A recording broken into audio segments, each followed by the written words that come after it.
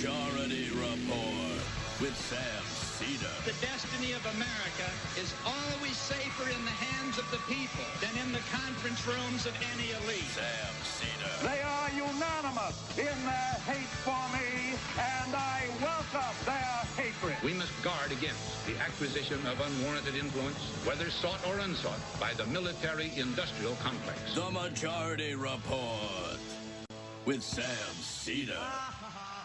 Ever get the feeling you've been cheated?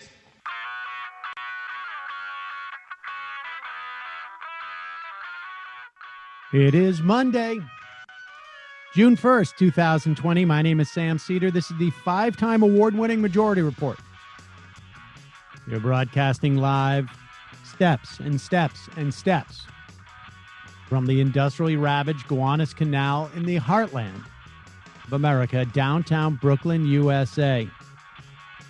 On the program today, Scott Roberts, Senior Director of Criminal Justice Campaigning, The Color of Change. And then John Barry, Professor, Tulane University School of Public Health, author, the 2004, The Great Influenza.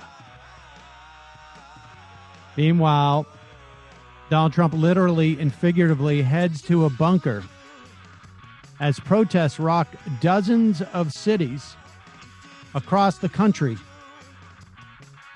leading to thousands of arrests.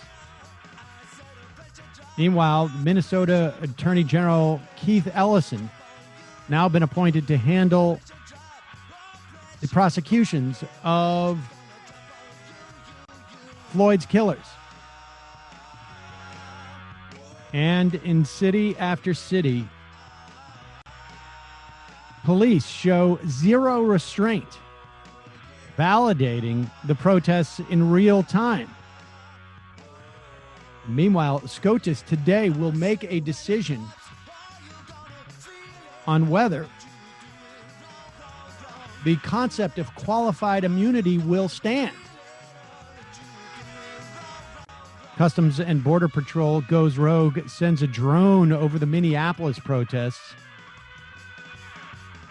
New polls, Donald Trump's disapproval numbers grow, and 60% of people favor outbreak mitigation versus restarting the economy. Meanwhile, the Supreme Court rules 5-4 in favor of California's right to issue stay-at-home orders that impact churches. And congratulations to these guys. Healthcare CEO pay is 4 times larger than our nation's infectious disease research. Lindsey Graham asked for older Republican judges to step down to aid in court packing with younger conservative lunatics. And a released transcript of Michael Flynn's Russian embassy conversations shows he lied about the call.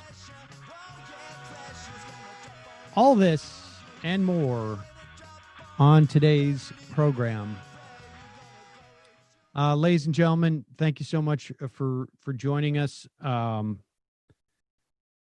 think people are a little frazzled, I would imagine. Some folks still probably shot full of some type of what do you call it? I can't even remember what that thing is called. I have none of it at the moment. Adrenaline, yes. From the weekend, I know Matt was out in the protest. Brendan was riding through. I imagine Jamie was as well. That were at the very least at Barclays, which started off the weekend. And by the end of the weekend, obviously Minneapolis, but states around the country, there were arrests in literally dozens of cities. Los Angeles, there were over 900. In New York, 800. Houston, over 500. In Atlanta, almost 300. Philadelphia, near 300. Chicago, near 250. Minneapolis, 155. San Jose, Kansas, Detroit, all in the 80s. Denver 83, Dallas 74. These are AP numbers. Columbus, Ohio over 50, Portland over 50, Miami over 50, Milwaukee over 50, Charlotte. The list goes on and on. And time after time, we saw examples of the police instigating violence. I mean, certainly there are other folks who were, doing property damage. Some of it arguably dangerous to people, but the greatest threat to the physical well-being of people, I think unequivocally, has come from police officers. And there was, in many instances, concerted efforts to interfere with people protesting for the sake of interfering with people protesting. There are a couple of examples around the country where the police force, the local police forces, reacted in a completely different way. I think at Flint, I saw footage of local sheriff basically announcing, putting our batons down, putting our helmets down. We're going to walk with you guys. Up here where I am at, very similar situation. There's certainly examples of it. And, but without a doubt, there are people who are, angry enough to smash some windows. And there are other instances where you have protesters stopping other people from trying to do that. But the one sort of consistent, I think, to the extent that you can make a general statement about what took place over this weekend, was that in police force after police force across the country, there was no restraint. Police immediately assumed a posture of an occupying force, of we've got to shut down this protest, as opposed to we've got to try and make sure that these things remain nonviolent. And I think in some instances, I feel like it's safe to say that, at least in terms of the way that some of these police departments are acting, and I'm not saying it's necessarily an edict from their official leadership, but there certainly were police who were basically saying, we welcome this fight. We welcome this fight, and we're going to engage in it. And we're not afraid to start it. And that's fundamentally not how police are supposed to act by anybody's definition. And,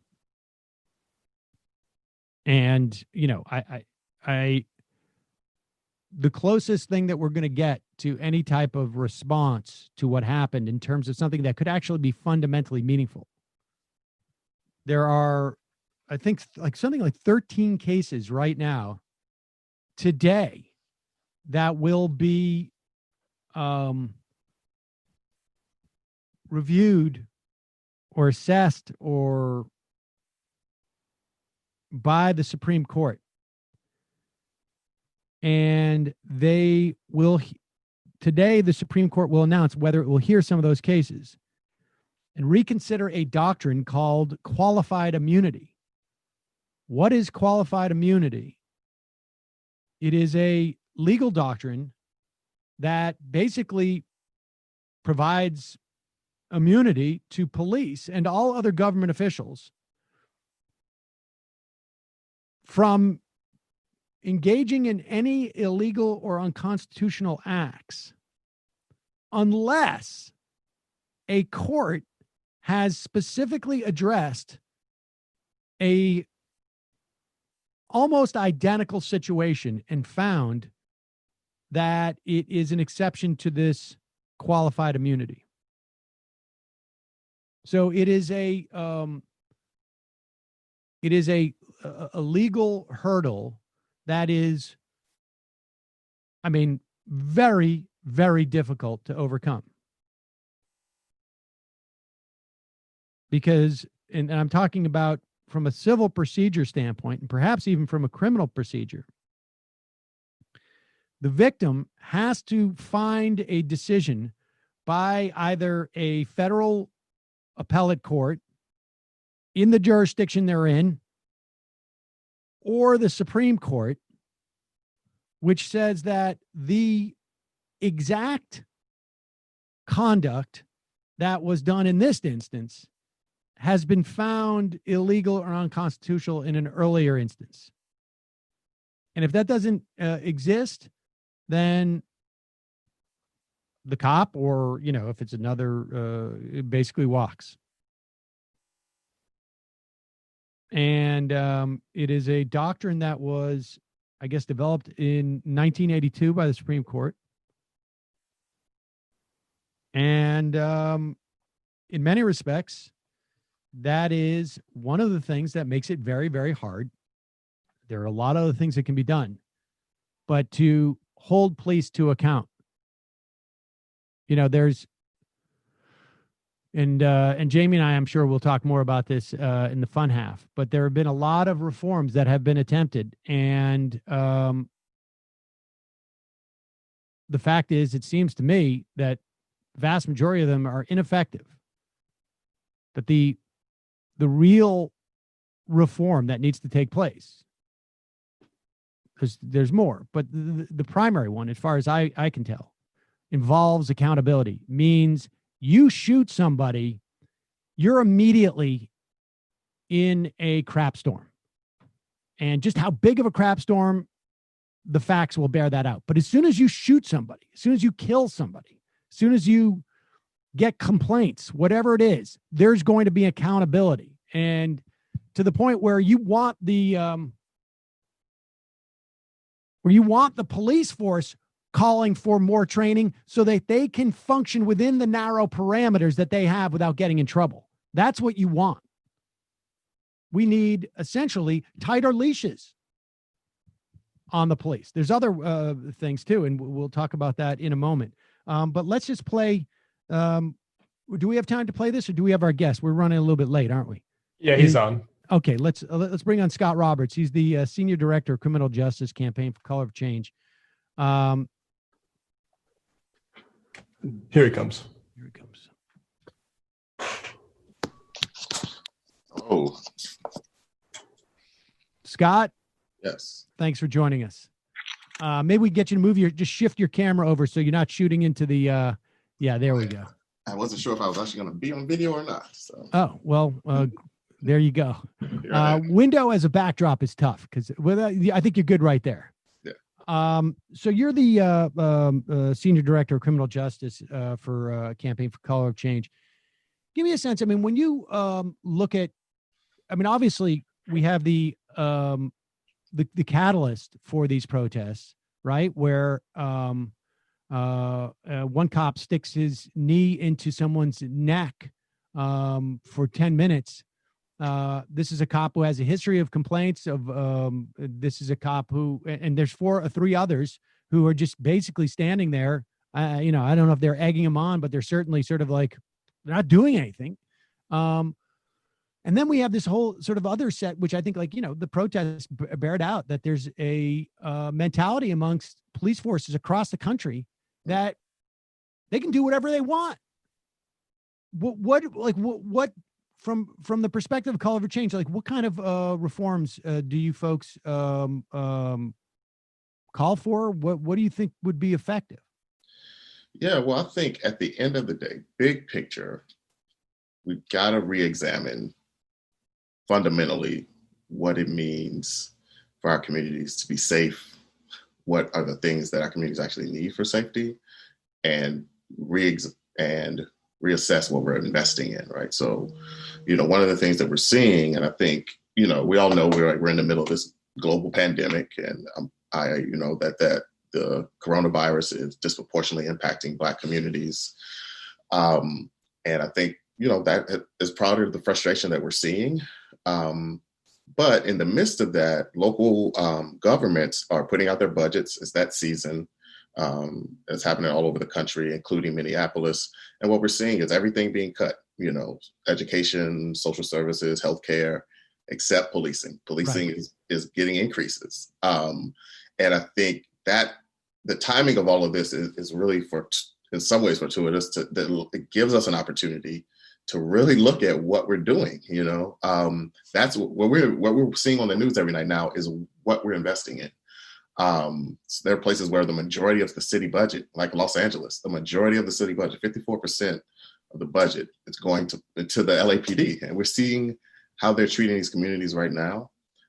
We would love to see, us pulling back on policing and investing in the things that we feel like are going to make our communities safer.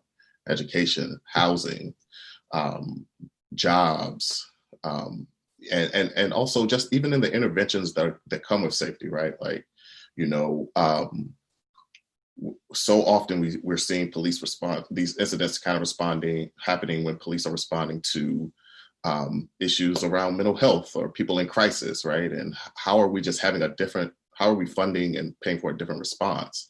I think we need to look at the kind of community-based solutions to both issues like mental health, but also even to violence, right? Where we have really well-proven community-based solutions to help de-escalate and mediate community-based violence. But instead, we've neglected all of these things, and we've invested so much in policing. But in addition, I think there are things that we can do within policing to, lessen the amount of police violence that we're seeing. We need to hold police officers. We need to lower the standards, frankly, for holding police officers accountable. Right, there's such a high standard both at the federal level and at state levels. We worked on legislation in California. By high standard, let me just clarify that you have to do something that is so egregious. And also, they're looking at the qualified immunity right now at the Supreme Court today. You need to do something that's so egregious and has already been done and found to be that egregious to be held to account. Otherwise, you just slide under. Right. So, I think, we need to readjust those standards, make it easier for the feds to hold officers accountable. There are a lot of issues with police unions, call up change. This is, it's delicate, but, because we are very pro-labor. I personally grew up in a union household, but police unions, they're not part of our movement, they are I would say, primary impetus to holding officers accountable because of the many obstacles that they work into police contracts that make it very difficult to hold officers accountable. Even in Minneapolis, we all were happy to see the quick firing of the officers, right? Beyond, before we get to the point of charges, the officers were fired pretty promptly, I think that alone is a sign of progress. We couldn't even get that type of stuff, 4 or 5 years ago. But there's a arbitration board in Minneapolis that has the power to reinstate those officers. And its history is reinstating 50% of all officers who are fired. There's also, we've been reading up, and I think we've got this right, that there's a clause in the police contract that says officers have to have 3 days before they can be fired. That didn't happen in this case. So there's a question of whether or not this police contract that the union was able to put in place actually means that these folks, the firing was invalid and they may be able to be brought back onto the force. So, then we've got law enforcement officers' bills of rights, all these things that police unions have pushed through that make it almost impossible. So we need to push back on those things. I think for us, we're also, one of the things that we focus on in terms of making change is identifying those people who have a vested interest in the status quo and mitigating their political power. And so I think, we really have to kind of expose who's behind this right now, being police unions primarily, and and mostly conservative politicians or law enforcement friendly politicians who have aligned themselves with police unions. We're excited to see in New York that some politicians are starting to give back the money this week or over the weekend that police unions have given them. So I think going after the policies that they've put in place, but also, trying to leverage this moment to build the power to be able to take them on around these contract disputes, things like that, or contract negotiations. Mm-hmm. And I think Austin has done specifically has engaged in those type of reforms of their union contract, right? That make it much easier to hold cops accountable. So if I hear what you're saying, that in terms of what your program is, it starts with not totally defunding police departments, but shifting a considerable amount of resources away from police and into the communities that they're supposedly policing. And then holding police to account by a various number of means, so that they can actually change their own behavior in their, so that there are just narrower parameters. Right. And I think the idea is that it in some respect, in defunding them, it narrows their mandate as to what areas they can go into. Right. It also seems to me like there's other, I would imagine, subsidiary ones, forfeiture of assets in the way that needs to be reformed. But the main ones, if I'm hearing what you're saying, is make these police departments smaller, and I would imagine without that funding, less militarized, and make them accountable every time they do something that we don't want them to be doing. That's right. I think there's in addition to the ways we're talking about, I think one of the really critical things is community oversight. Community oversight boards that actually have disciplinary power. We've seen a kind of a proliferation of some of the boards over the last few years, but oftentimes they really don't have the power. In a place like New York, for instance, the board is made up of half police officers and retired officers. Right. They're not truly community boards. So, we need to fix the ones that are out there, and we need more of them in more communities. But at the end of the day, the police are just not accountable right now to us, based on the power that the police unions have, the way that many politicians have kind of cowered before them, frankly, and the lack of accountability at the community level. Is this something that we can do? I mean, everything you've talked about, for the most part, are local initiatives. Is this aside from the broad concept of immunity that the Supreme Court could deal? Is there is there any type of federal fix for all of these things? I mean, or any of them, I should say. Yeah, I do think there's definitely things we need to do at the federal level. I would say that. I think you're right, though, that to say that a lot of the real fixes, especially around accountability, have to happen at the local level. But I think the federal government. You can't say you can't have a piece of federal legislation that says you got to cut 20% of your 25% of your police budget, right? It would be tough. The mechanism that we have is the federal funding, right? So there's a bunch of federal funding that comes from the Department of Justice that goes to departments, and we do have. That's the kind of leverage that can be used to push departments to do things like better report their instances of violence. We don't even have that. We don't have a clear national database for police killings in the United States, right? What the Washington Post and other folks have had to build that.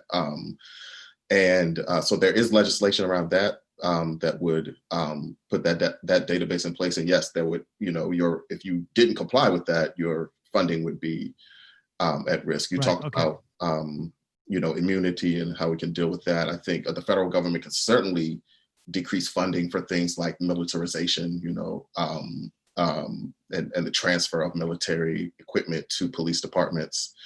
And also there's the DOJ, right? This isn't even really legislative. I think we can legislate more of a mandate for the DOJ, or I think Representative Omar has talked about actually creating an independent agency that investigates every police killing. So I think we need that, but a lot of this is also depending on the administration, Right. The Trump administration has been slow to investigate some of these cases. They kind of turned it up right now. We're heading into the election. They have a strategy around Black voters that I think, is informing that. But what they haven't been doing are the patterns and practice investigations. What we really need. These are the things that look at police departments as a whole, not just an individual incident. It says, why does a guy like the officer who was kneeling on George Floyd's neck have 18 complaints and still is on the force, right? What's going wrong in their systems that's allowing that?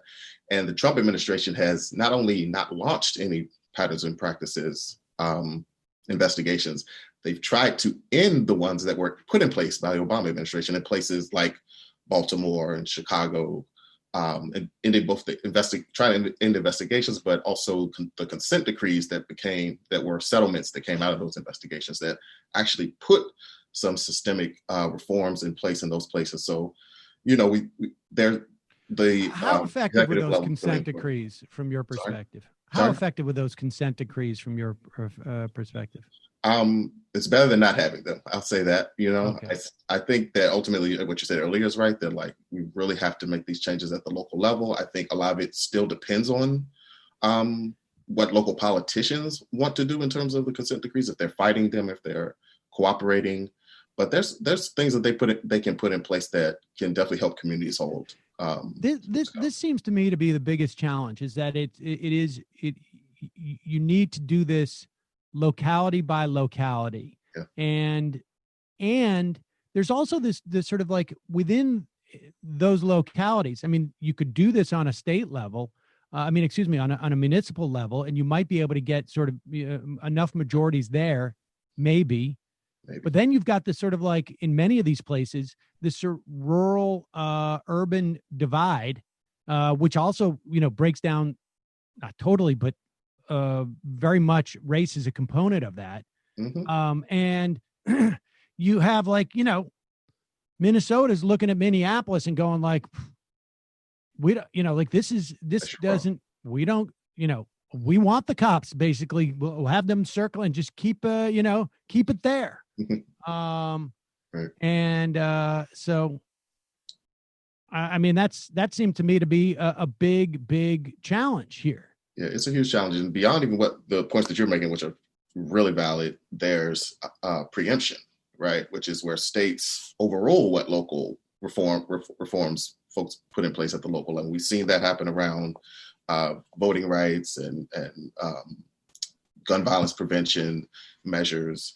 And I wouldn't be surprised to see it also happening at the around policing policy. Should we get some of these reforms in place, that we'll see states making it more difficult for localities to make those changes. Yeah, so. And lastly, we hear people basically coming out and saying, vote, go and vote. But the fact is that in some of these situations, it's part of the problem is that there's not enough people to vote out these politicians who are doing the bidding of other groups of people in the state who are perfectly fine with the cops being, because you've got two different experiences of the police a lot of times. And the people who have the experience of they're great. If there's someone strange in my neighborhood, I call and they come and make sure that my house is fine, versus the people who are actually being policed as if they're being occupied. Right, and that's why this movement is so critical, I think. And I feel like we are definitely raising all of the obstacles that are in the way, but I don't want people to lose hope, because people are seeing what's happening. I think I feel like there's a difference in terms of the diversity of voices that are calling for change now, and even 5 years ago when we were dealing with Ferguson. There was clear evidence during that period of heightened movement activity that public opinion was shifting around policing and race during that time. So I do think, we're in this for the long haul. Like you said, we have to do so much change place by place. That takes time. We have to continue to change people's hearts and minds when it comes to policing. Some people, Dave Chappelle had a joke. This is almost 20 years ago in his, I think, Killing Them Softly special, where he talked about how, white people would just discover, when they watched the Rodney King thing, oh wow, they're really doing that. I think stuff Right. that we take for granted in our communities. And so I do think we have to keep lifting it up. I think, the protests are important. I do think that a lot of people are starting to see the light. I think it's unfortunate right now that we have such a divided nation politically, and especially with the administration that's in the White House, that, it's going to some people are just going to be shut off to anything, but, I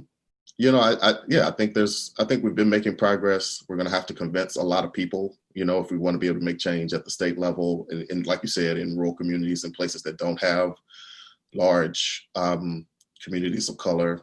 But I think, we've been making progress. I'm glad to see that we're back in a moment where people are paying attention to this. And I do think the election is going to matter, I'm not here to endorse anybody, but I do think that, who we put in places like the White House and in Congress will make a difference. I think even if you see, I've been seeing the squad over the last week, they weren't in office the last time this jumped off, and you could see Presley and Omar, they've introduced a resolution trying to push Congress to condemn this kind of police violence. And so we're seeing more leaders who are coming into office. We're seeing local prosecutors have been elected around the country who are doing a better job of holding police accountable. So the movement has been making progress, but it's going to be a long haul for sure. Well, Scott Roberts, Senior Director of Criminal Justice Campaign for Color of Change. Thanks so much for your time today. I really appreciate it. And, stay safe and crazy times. All right. Thank you, Sam. Appreciate it. All right, folks, we're going to take a quick break and just for a moment. And when we come back, we're going to be talking to John Barry. Now, I should say, we weren't sure today if we should go on with the sort of the interview that we had scheduled. Obviously, the essence of what's going on is a function of specifically what happened in Minneapolis, but also just the ongoing 250, 300 years, 400 years of the way that our society has been treating Black people. And also part of this mix that I think has resulted in what we're seeing in terms of the protests is a function of the coronavirus and the sort of frustration in society, and particularly the fact that we have this type of racial disparity and income disparity in people who have contracted it and who it's impacted and who's died from it. And so I think there are things that we can learn from the 1918 pandemic, and to get a sense of where things are going, and just broadly, because frankly, I wouldn't predict what's going to happen by Friday right now. But we're going to take a quick break. When we come back, we're going to be talking to John Barry. He is a professor at Tulane University School of Public Health. He's the author of The Great Influenza, about the 1918 pandemic. We'll be right back after this.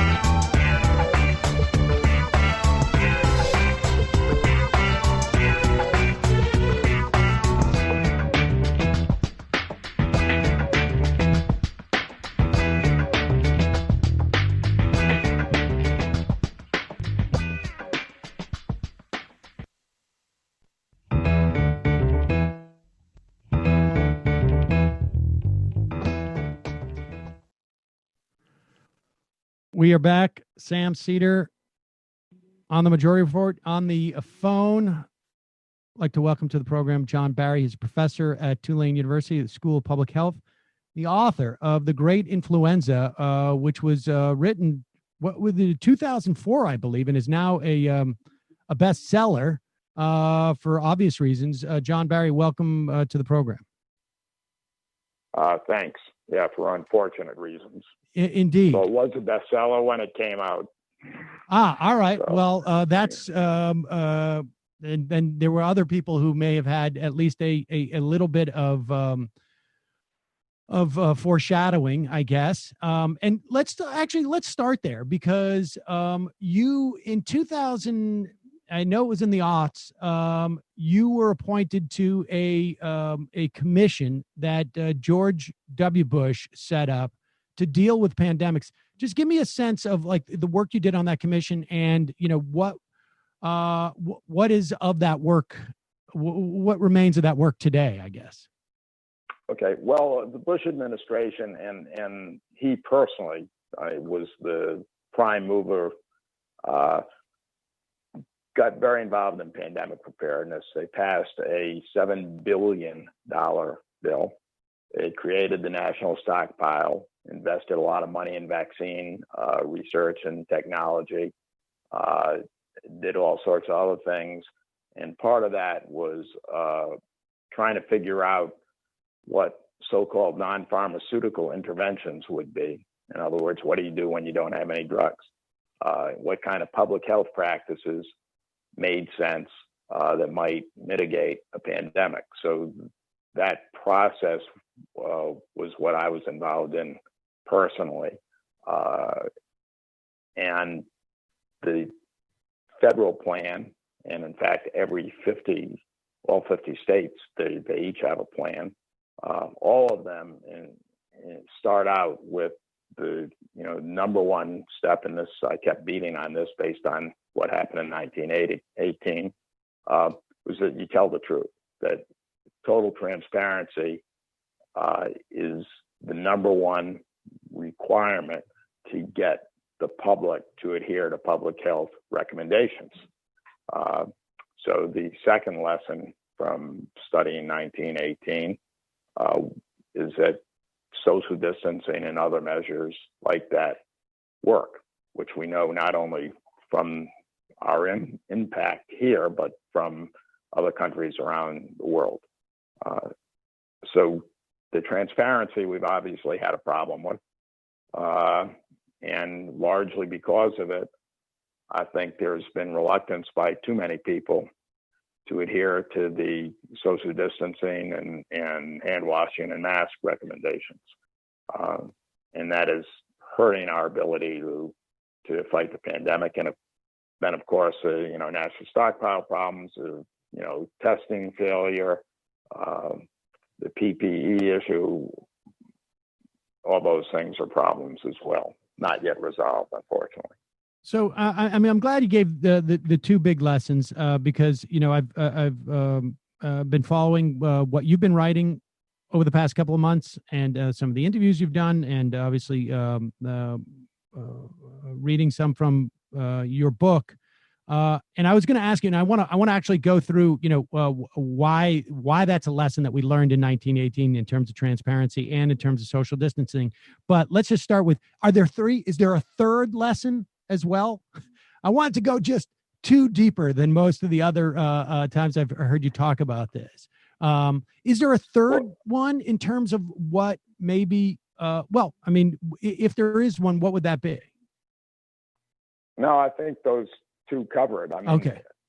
Again, the public health advice is crucial to saving lives in a pandemic, and you're not going to get adherence to it unless you tell the truth. I think that's been demonstrated around the world. In China, of course, so to qualify that, obviously you have a boot that of an authoritarian government that can shut things down. But we're in a free society, so. Let's talk about why, what it was about 1918's pandemic that it became so clear, the need for transparency. One of the things I think prior to this event that I was aware of the 1918 pandemic was just how little it seemed to remain in the consciousness of the country. And and I don't know if that's a function of the way that it was treated at the time, or if it was just because it was overshadowed by World War II. But what are the what were the mistakes made in 1918 around transparency that show us how important it is today?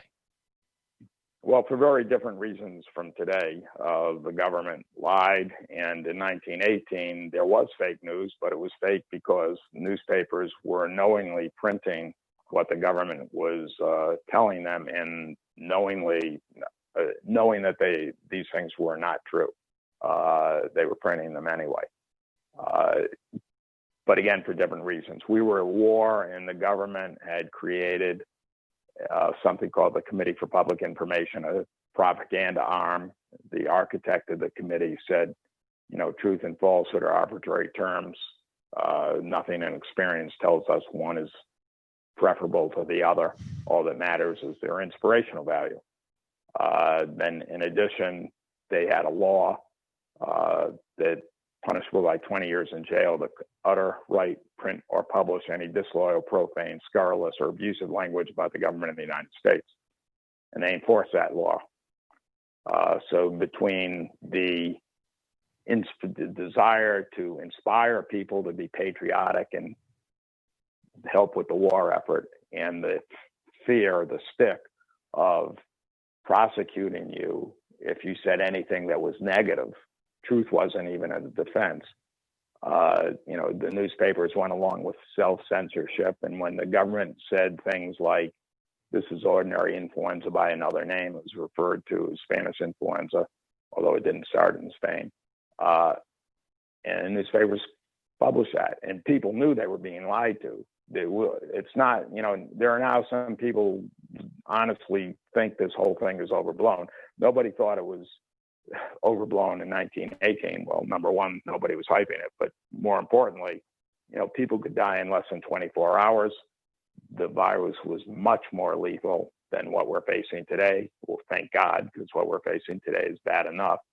Some of the symptoms were horrific, and not at all like ordinary influenza. But in Little Rock, for example, a few miles outside Little Rock, you got an army camp where doctors are writing thousands of cots, lining the barracks, being transformed. Here, there is nothing but death and destruction. And just a few miles away, the Little Rock newspaper is writing things like Spanish influenza, same old chills and fever. Nothing to it.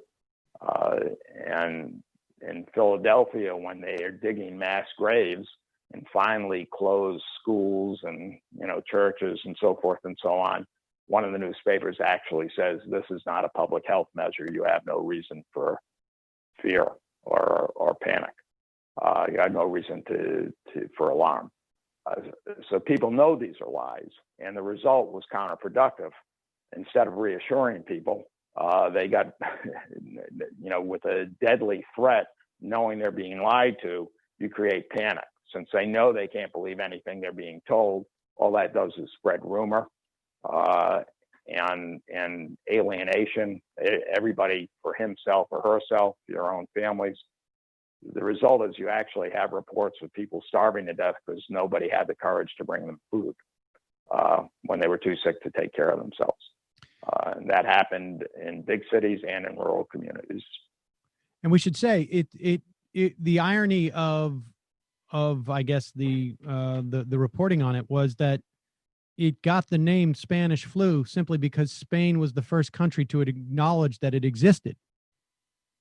Essentially, because they were not at war, and the European nations all had a censored press. In the U.S., it was self-censored, but self-censorship was, by and large, very effective.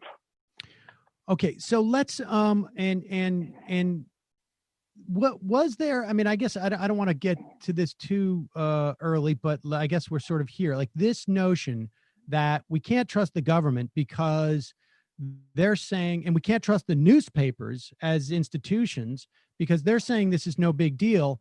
Yet I know that down the road, there's, dozens of people with literally like the symptoms could be like blood pouring out of like your nose, right, or your mouth. That's correct. In some army camps where we have good data, 15% of troops actually had nosebleed, and a much fewer number, but much scarier. People could bleed from their mouth as well, and even their eyes and ears. And you imagine that happening to lay people in a civilian population. That is frightening. It's not exactly reassuring if you're a healthcare professional either. So will you just walk us through the multiple waves, because there was, and I know that there was particularly around the time that you printed this, there was some controversy over the question of how the virus mutated and whether the first wave and the second wave were the same, I guess, version of this flu. Well, you're correct. There are a minority of virologists who are not quite willing to concede. The first wave was quite mild, and it was also spotty. By no means was every place hit. In fact, a minority of places were hit. Western Europe was pretty hard hit by it, but in the rest of the world, including the United States, it was hit or miss. And it was also very mild. So mild, there were medical journal articles suggesting that it looked and smelled like influenza, but not enough people were dying, so it probably wasn't influenza. Then the second wave turned really lethal. And because of those differences in virulence, a few virologists are not willing to accept. They don't dispute it exactly. They're just not sure yet that it was the same virus.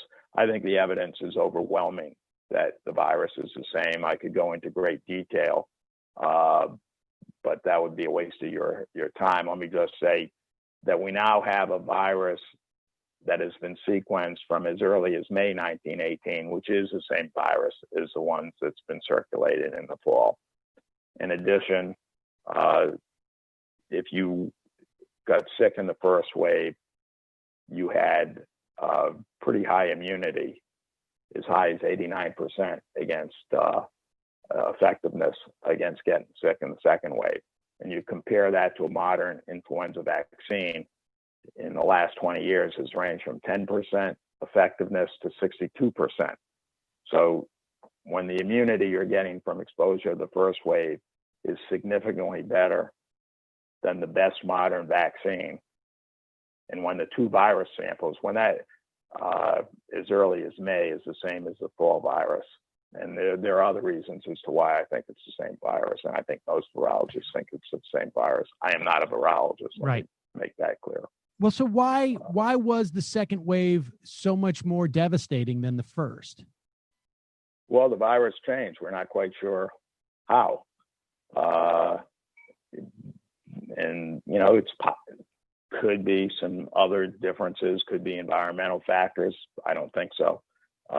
Could be the bacterial environment, you know, since a lot of deaths were from bacterial pneumonia, secondary invaders. I really think it's just a mutation of the virus. It was also much more widespread. I think the virus just got better at infecting people. I mean, I guess from a total layperson's perspective, another big lesson of this is that, like, it's highly there's some basic things that you can predict, but then after that, it's just sort of like you just don't know. Well, that's true. Particularly with influenza, is one of the fastest mutating viruses in existence. So, I mean, that's what it does. That's why you need a different vaccine every year. And I should say that even in the spring, when it was generally mild, there were pockets of virulence that gave strong hints that it could be very lethal. I am not in the slightest worried that COVID-19 is going to turn more virulent. There isn't any evidence in any, you know, it does mutate, but much more slowly than influenza. Seems a lot more stable. There's no hint anywhere that the virus is going to become more virulent. So if your listeners are worried about the second wave of COVID-19, I wouldn't worry about that. you wouldn't worry about it insofar as it being particularly more lethal than it is now, which is still, we should say, obviously 100,000 people more in, effectively 2.5 months or so of it being in the country, particularly when we were all, many of us staying at home, et cetera, et cetera. Right. That's pretty lethal. It's just that you don't It's anticipate it turning into something even more lethal. Correct. It is bad enough as it is. And, as you just said, when a lot of us were staying at home, at the time that most of the country went into lockdown, if you look at the numbers, and it's a pretty simple mathematical equation, there would be over 500,000 deaths by now if we hadn't done that, I think. And the worst case projections for that virus were 2 million deaths. And I think we would have been fast on our way to the worst case, and maybe even exceeding the worst case, if we had not intervened. We actually stopped the first wave. It's still spreading in the United States. We were a long way from where Germany is, not to mention South Korea. But we have many countries have done much better in terms of turning the curve downward than we have. But we made a lot of progress. Hopefully coming out of lockdown, people will social distance and wash their hands and put masks on and keep it from exploding again. It's still a threat. I want to return to sort of like, where we go from here and make an assessment of how we done. But I also want to talk about something that I found really interesting. And this actually came up in an interview that I did last week on Keynes, who traveled as part of, I guess, a contingency of folks traveled to Versailles for the peace process following World War I. Right.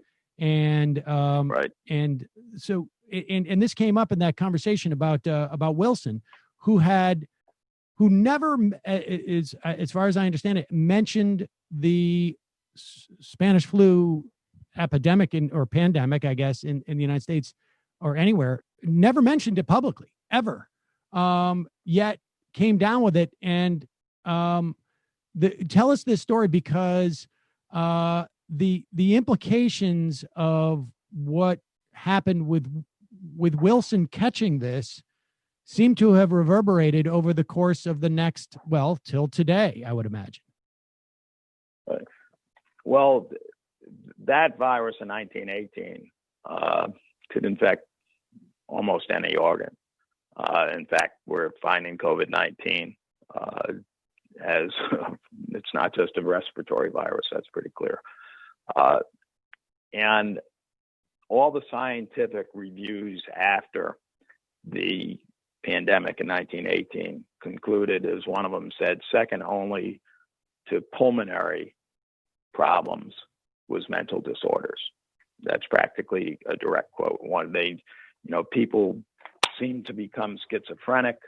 The people Oliver Sacks wrote about in The Awakening, it's hypothesized that they had gotten influenza, and that's why they became almost comatose. There was a disease in the 1920s that surfaced called encephalitis lethargica, kind of self-explanatory, which disappeared. That was considered the last sequel to influenza. And it's very common for people to be totally disoriented, their mind's not functioning. So Wilson gets very seriously ill with influenza in Paris in the middle of the peace conference. And prior to getting ill, he had been adamant and insisting upon the principles that he had brought the United States into the war over, which basically, that was a war to, quote, make the world safe for democracy, unquote. And he wanted peace without victory. In other words, by peace without victory, peace without triumphalism, and a list of, he had 14 principles that were exactly consistent with the idea of like, we're not looking to punish anybody here. Exactly. And he gets sick. He becomes disoriented. Everybody who dealt with him commented on this, ranging from Irving Hoover, the White House usher, to Herbert Hoover, who was who of course went on to be president. And Lloyd George, the British Prime Minister. Everybody commented how his mind wasn't functioning very well, and he went back to negotiations with the French Prime Minister, Clemenceau, whose nickname was the Tiger, and all of a sudden he caved in on everything except Clemenceau threw him the bone of the League of Nations. So Germany was punished.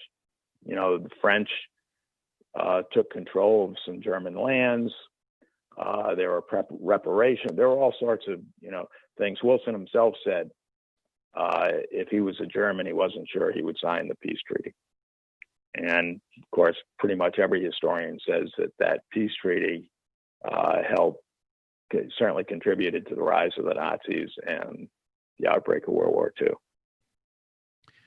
I mean, it is stunning that something that had such impact across the globe, right? Killing millions of people. We don't even really know how many specifically died of the Spanish flu.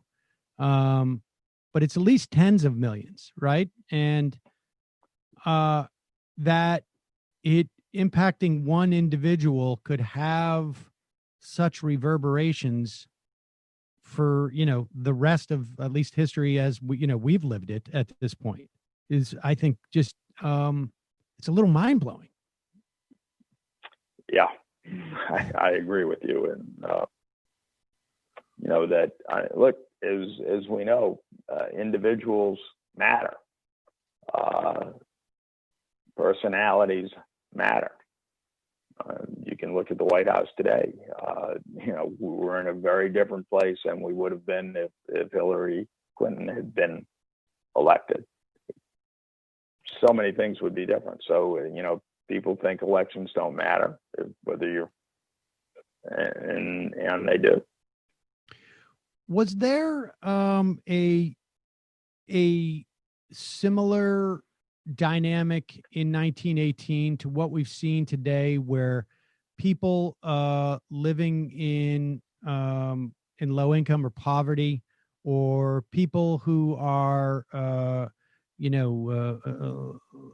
Hispanic or African Americans, who are between those three different cohorts, are suffering the majority of the impact, at least this point, in terms of like the medically, like, is there a similar dynamic from 1918, or is our society structured in such a disparate, a more disparate way now that is more dramatic? Well, there were plenty of epidemiological studies that looked at how many, the amount of space that someone had in their home, which of course is a function of socioeconomic, which is of course a function of race, often, not entirely. And it's pretty well established that the more square footage you had in your home per person, the better off you were. I mean, that makes logical. You would guess that would be the case, and in fact, it was the case.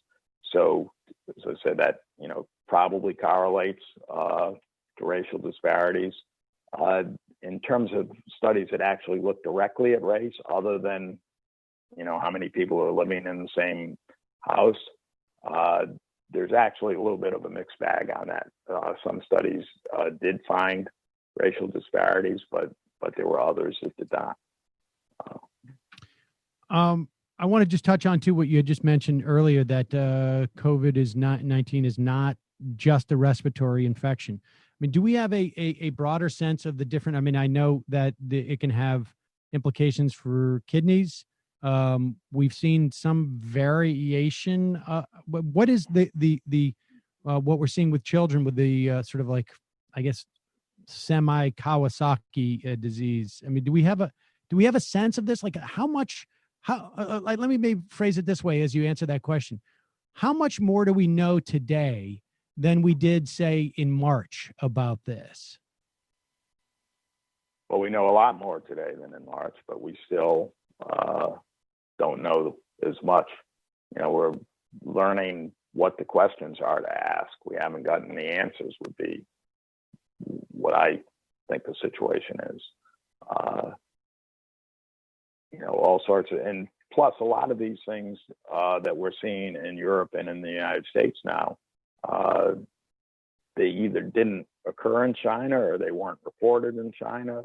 And, whatever criticism people have of the government of China in terms of their scientific sharing of data from, their own reviews in published articles in their own scientific journals, and the sharing of the genome, which was quite early, I think January 11th.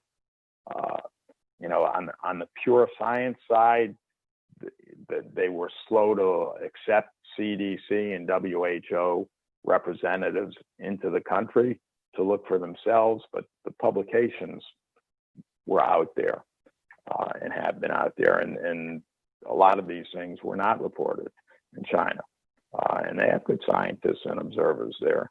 So it's not really clear what was going on there, whether it's different, whether there are genetic differences,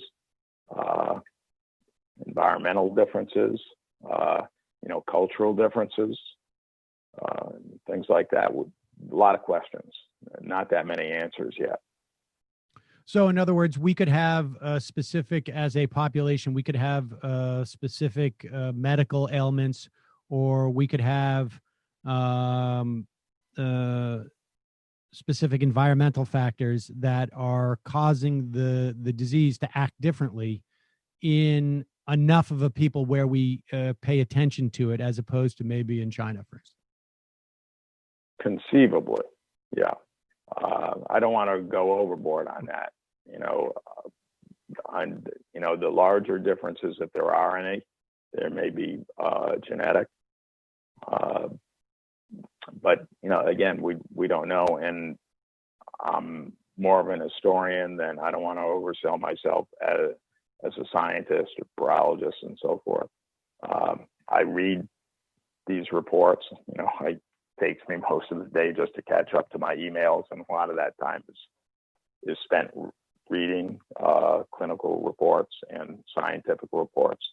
But I'm not a scientist. All right. Well, fair enough. And so lastly, I mean, in terms of like where, because I know, you did a lot of interviews in the early days of the lockdown. Like where, if we were doing what we're doing now, when you were in March, how concerned would you be then, and how concerned are you now? In other words, like, has your understanding of like transmission and the way things have handled, has that also evolved, and has that changed your outlook as to where we are today? Well, it's evolved a little bit. I don't know if it's changed my outlook. It seems that being outside is safer than it looked initially, perhaps. And CDC concluded that what they call fomites, doorknobs and things like that, are less important than they initially thought in transmission. It seems that face-to-face, things like conversation, is more important. We always knew something like that was important, but it seems to be even more important. There seems to be more cluster-oriented spread than, so you have super spreading events more than a smoother, flatter, average. So there are differences in terms of not in terms of physically how the virus transmits, but the kind of situations in which the virus is more likely to transmit. In terms of where we are now, I think you try to apply that understanding. which would mean things like church service, is probably maybe even more threatening than we might have thought earlier. But, in terms of lockdown and so forth, I do think probably most places came out prematurely. By the same token, there are some places where the virus seems to have petered out. We don't fully understand in Japan, for example, why Japan has done relatively well.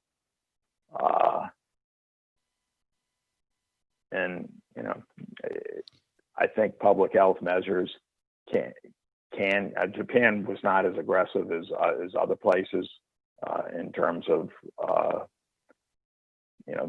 they closed schools and so forth, but it wasn't the kind of lockdown some other places had, and they were not really great on testing, and they weren't, they were so concerned with the Olympics going forward that they were really kind of slow moving initially, yet they didn't have the explosive spread that we had in the United States. That could be accounted for by cultural differences. Right. And probably is certainly a factor. Well, again, I do think. Go ahead, ask a question. Well, okay. So, so, give me a sense of what you think will happen. I mean, my understanding is that most experts now feel like this is something that we're going to have, barring a vaccination, which is, I think people had more aspirational perspectives on this than sort of real ones, that we're not going to have a vaccine for some time. And by time, right. I mean, at least, we're measuring this probably in years, less than months, or certainly weeks, that this is going to be sort of an ongoing situation, and we may have to have like some spotty lockdowns in certain areas, but we're going to go forward until we get essentially to some type of like herd immunity over the course of the next, I don't know, year and a half. I'd probably go along with that. The herd immunity idea, Sweden has been trying that, and so far they haven't been very successful. On a per capita basis, they have more deaths than we do. It's a small country, only 10 million population.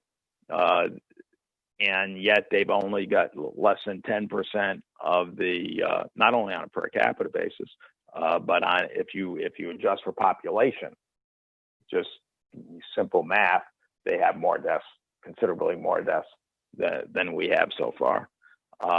And they have less than 10% of the population has been exposed to the virus. So they're what looked like a pretty interesting effort on herd immunity. It's not going so well right now. And, how long you remain immune to the virus once you get it, most people think that'll be at least a year. Hopefully that's correct. The vaccine is the answer. Therapeutic drugs, if we get some really effective ones, as I'm sure you're aware, they could hopefully come online sooner than the vaccine. Right, and that the idea is to mitigate the implications of getting it.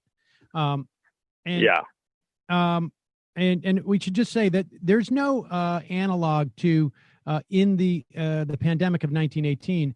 I know that it was that people in the ages, I think it was, if I remember correctly, mid-20s to mid-30s were the sort of primary.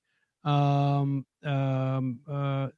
death rate was the highest amongst that cohort of people, and that was a function of, at least the speculation is that older people had probably been exposed to a flu that was like similar in some way that ended up giving them more protection. Right. Is that what it was?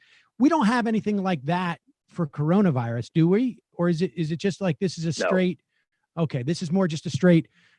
It really is devastating for people, broadly speaking. Obviously, many exceptions, but for people who just have compromised immunity. Correct. Nobody. influenza circulated, other influenza viruses, for a long time, hundreds of years, in 1918. And apparently, over 90% of the excess mortality back then was people under 65. Now, normally, influenza kills the elderly and kids. As you pointed out, in 1918, that was by no means the case. The elderly essentially escaped. Children died in very large numbers, very large.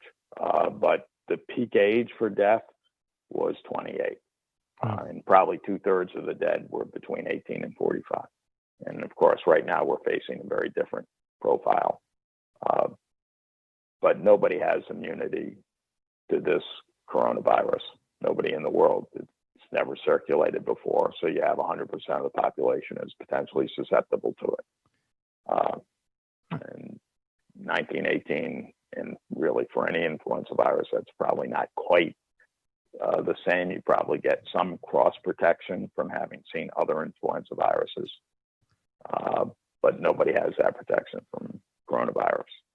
Okay, and lastly, and I appreciate you're giving us all this time because I know that your inbox is filling up here. But is there any analog? And I don't want to obviously what has taken place over the past couple of days is a function of a problem that we have in our society that obviously, frankly predated the 1918 pandemic. But certainly the lockdown and the impact of this pandemic on the Black community has added to sort of like, I don't know, the tinder, if you will, for what has taken place over the past couple of days.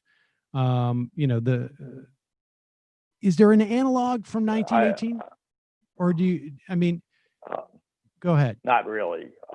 I agree with what you're saying about currently. Obviously, when you're locked down and lose your job, according to the numbers, 40% of the people making under $40,000 a year lost their jobs. So I remember the 40%. I might be slightly wrong on the dollar figure. So, you're under tremendous economic stress. Then you find out, if you're African American, that your race is more subject to death. On top of everything else, you got a lot of reason to be upset. And this, created a tinderbox, as you said. But there was nothing like that in 1918. You could get into other things that occurred about the same time that led to an outbreaks of violence in 1919. But they were not simply racial. You had Black soldiers coming back from the war who'd been treated fairly in Europe and who wanted some rights, and you get race riots in 15 or 20 cities. You get in, sort of a slaughter in a place called Wayne, Arkansas, where possibly, quite a few African Americans were killed.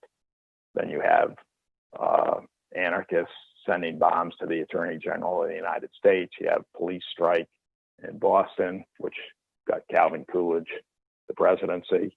You've got a general strike in Seattle, but those all came in 1919. There was the war, it was a boiling pot, and the top, it was a pressure cooker, and the top was on during the war, and the war ended, and you took the top off, and everything sort of exploded in 1919. In fact, my original plan was to write a book about 1919, not to write a book about the pandemic. But I ended up diverting that plan didn't work. Well, and obviously ended up writing a book on the pandemic, exclusively on the pandemic. Well, frankly, I'm glad you did. John Barry, the book is The Great Influenza. We'll put a link to it. I imagine a lot of people hopefully are aware of it. Thanks so much for your time today. I really appreciate it. You're very welcome, and thank you. All right, folks, we're going to take a quick break. head into the fun half, which is not going to be so fun. We're going to go over a lot of the instances of police really initiating a lot of the violence that we saw last night. It's sort of almost, in many respects, and over the weekend, I should say, in many respects, the police were, I don't know, there was an old joke, I don't know how old it was, or we would just do it, was just like, where a scientist has a gun. It says, "Oh, you think I'm mad? You think I'm," or anybody, you think I'm crazy? I'll show you how crazy. And then they shoot themselves. And on some level, the cops last night were basically, over the weekend, you're protesting our attitude that we can do anything without any liability, without any accounting. Well, we'll show you how we can do anything without any liability or accounting. Protesting our tendency to be violent, we'll show you that we can be violent. I mean,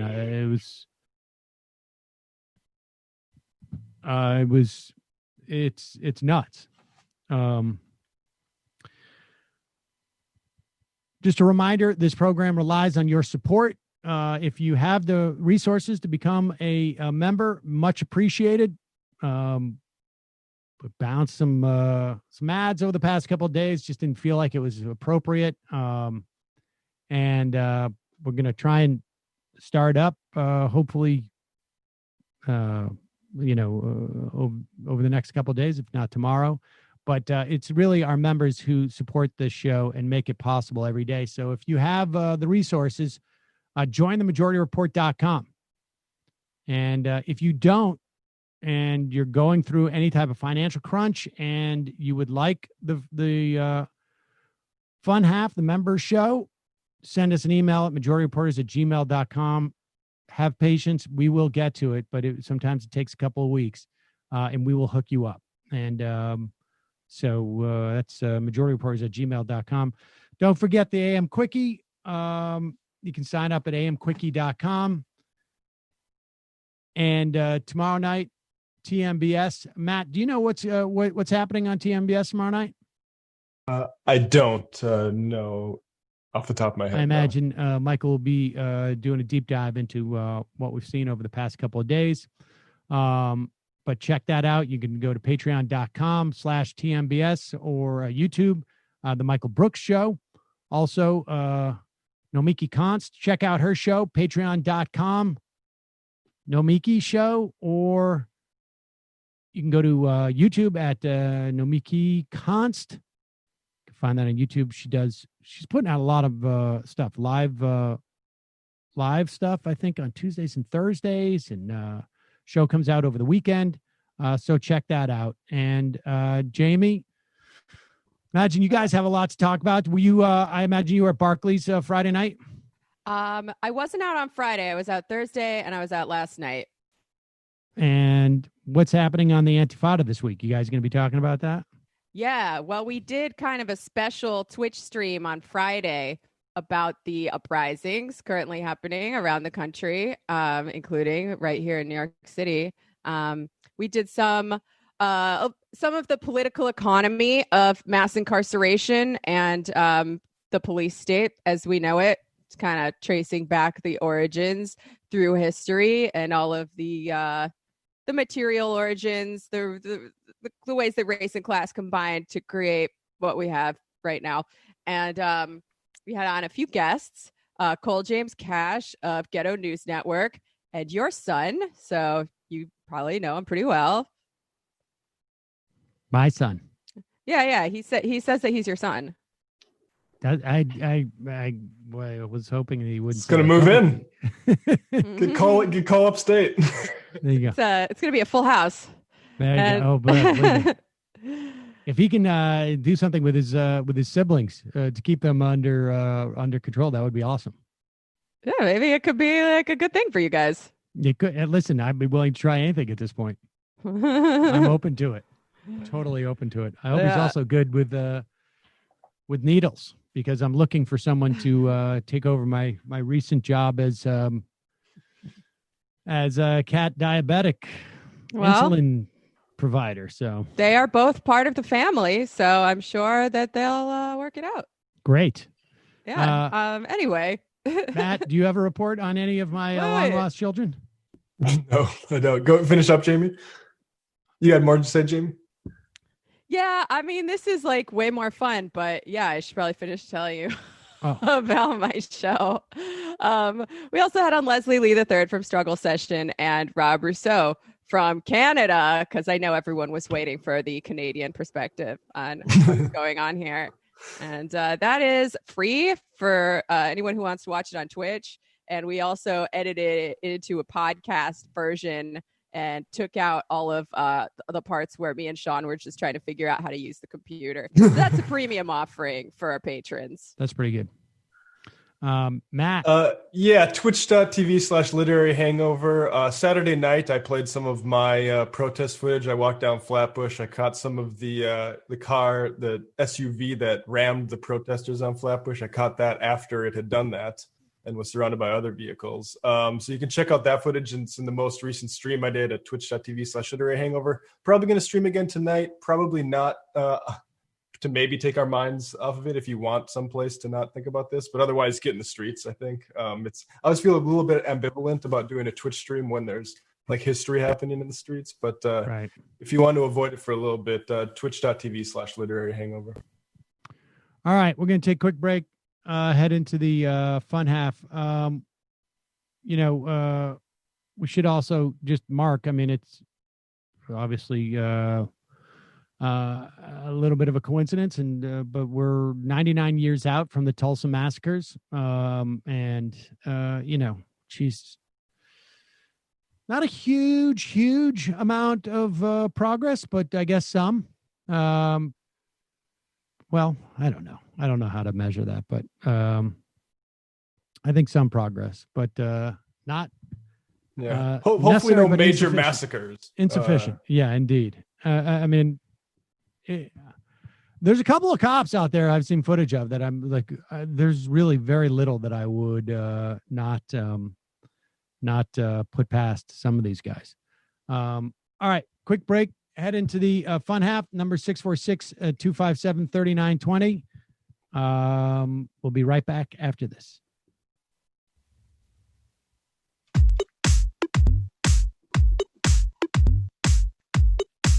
Left is best.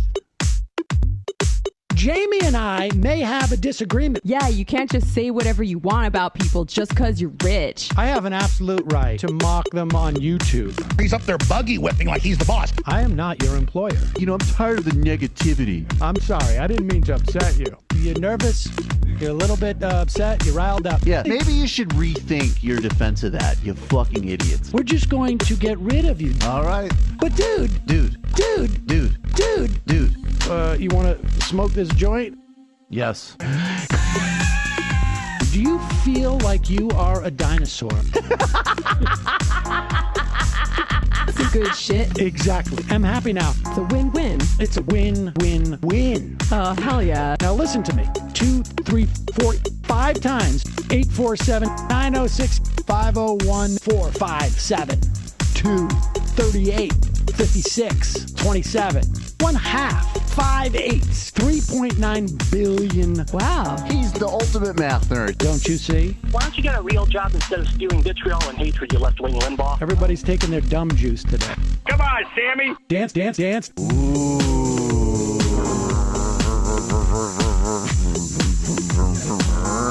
Rand Paul. I had my first post-coital scene with a woman. I'm hoping to add more moves to my repertoire. All I have is the dip and the swirl. Fine, we can double dip. Yes, this is a perfect moment. No. Wait, what? You make under $1 million a year. You're scum. You're nothing. Excuse me? Fuck you, you fucking liberal elite. I think you belong in jail. Thank you for saying that, Sam. You're a horrible, despicable person. All right, gonna take a quick break.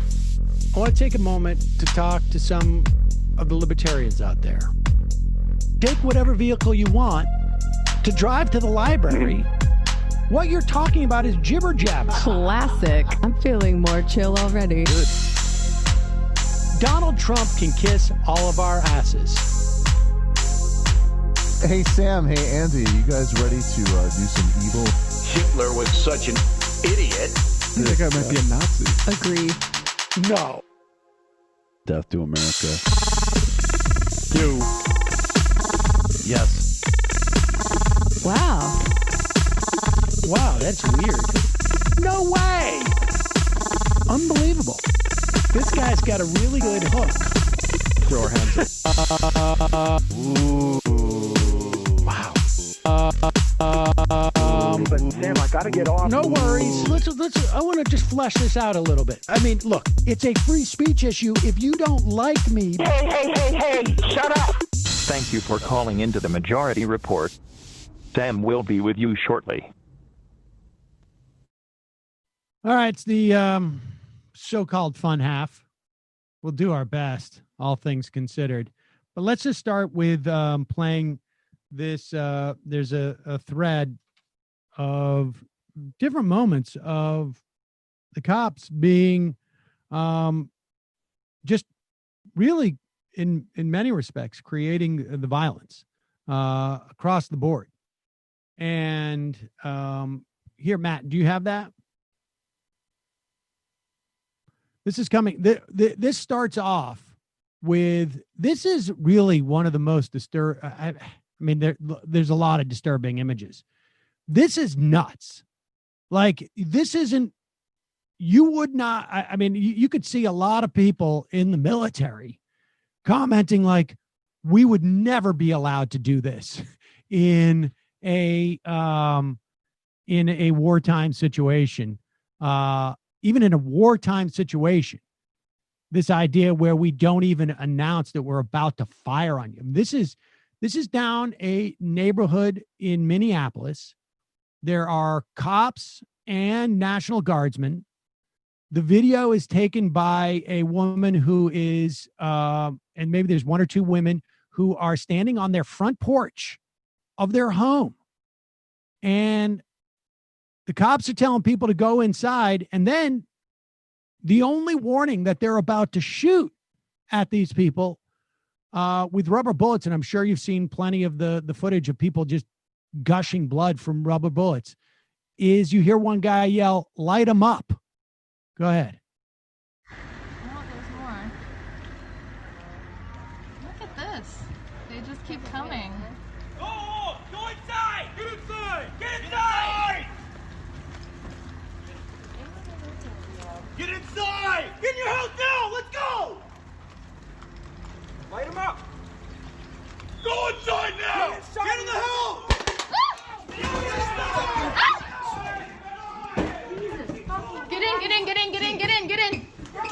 Get in! Oh, God, that hurt. You good? Are you okay? Right on the fucking crotch. Are you okay? You got hit? I'm good. So there you have these cops walking down the street, two yells of "get inside your house," and then the next thing is "light them up." I mean, they're so excited to pretend that they're, in some type of war zone. It is demented, as if these people, like, there's no threat here. There's nothing. This is really messed up. I mean, all those people, and you could see how quick those guys were like, "Light them up. All right, great. We're there." This was an opportunity for a lot of these guys to sort of play out their fantasies. And they did. They really did. Really nuts. I know there's plenty of footage that we have that is, I think, really bad, but that one is, man, those guys should be held to account. You can't just open up fire for no reason. Well, I'm sure those guys were definitely jerks on an individual level, but this is the result of a years-long process of the militarization of the police and going into, American neighborhoods. Not to say that they should be doing this in any country either, but behaving like a counterinsurgency force, using counterinsurgency tactics. And rubber bullets can be extremely dangerous. A journalist was recently blinded permanently in one eye with a rubber bullet. We know, at least in Chile, the cops were purposely aiming for people's eyes with the rubber bullets, and it's entirely possible that that is happening here. I mean, we had cops in New York City pointing their actual guns at protesters over the weekend. It's insane, and it seems like it's escalating to a point where eventually they will use actual bullets on people, and that will be a real turning point. And, a lot of people have noted how this is focused on journalists here. I don't know if you guys see this. Yeah, there's a lot. I just want to add one thing about the militarization. And this is something that, we talked about in the aughts ad nauseum, and maybe, on this show as well early on.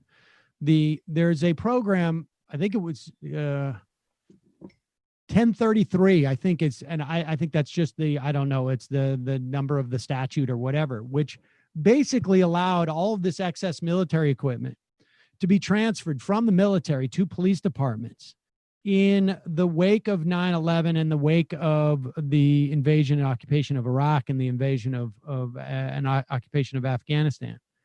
And there is just simply, this equipment is unnecessary. It creates a sense amongst these guys that they can do whatever they want. Again, it also creates a sense amongst these police departments that they are occupying forces. Like Jamie said, they're involved in some type of counterterrorism program. And, to my mind, any type of effective response to the way that police have been acting involves, 3 or 4 components that include: one, you end this program and you strip these departments of this equipment. 2, you stop the asset forfeiture program, which encourages them to get overly aggressive because it literally pays, just makes their quality of life, I guess, as police officers better in some fashion. We got these cool cars that we drive around now and whatever it is. You got to cut their budgets and narrow their focus. And then you've got to provide accountability across the board for and create more of a zero tolerance a framework for the way that the police act.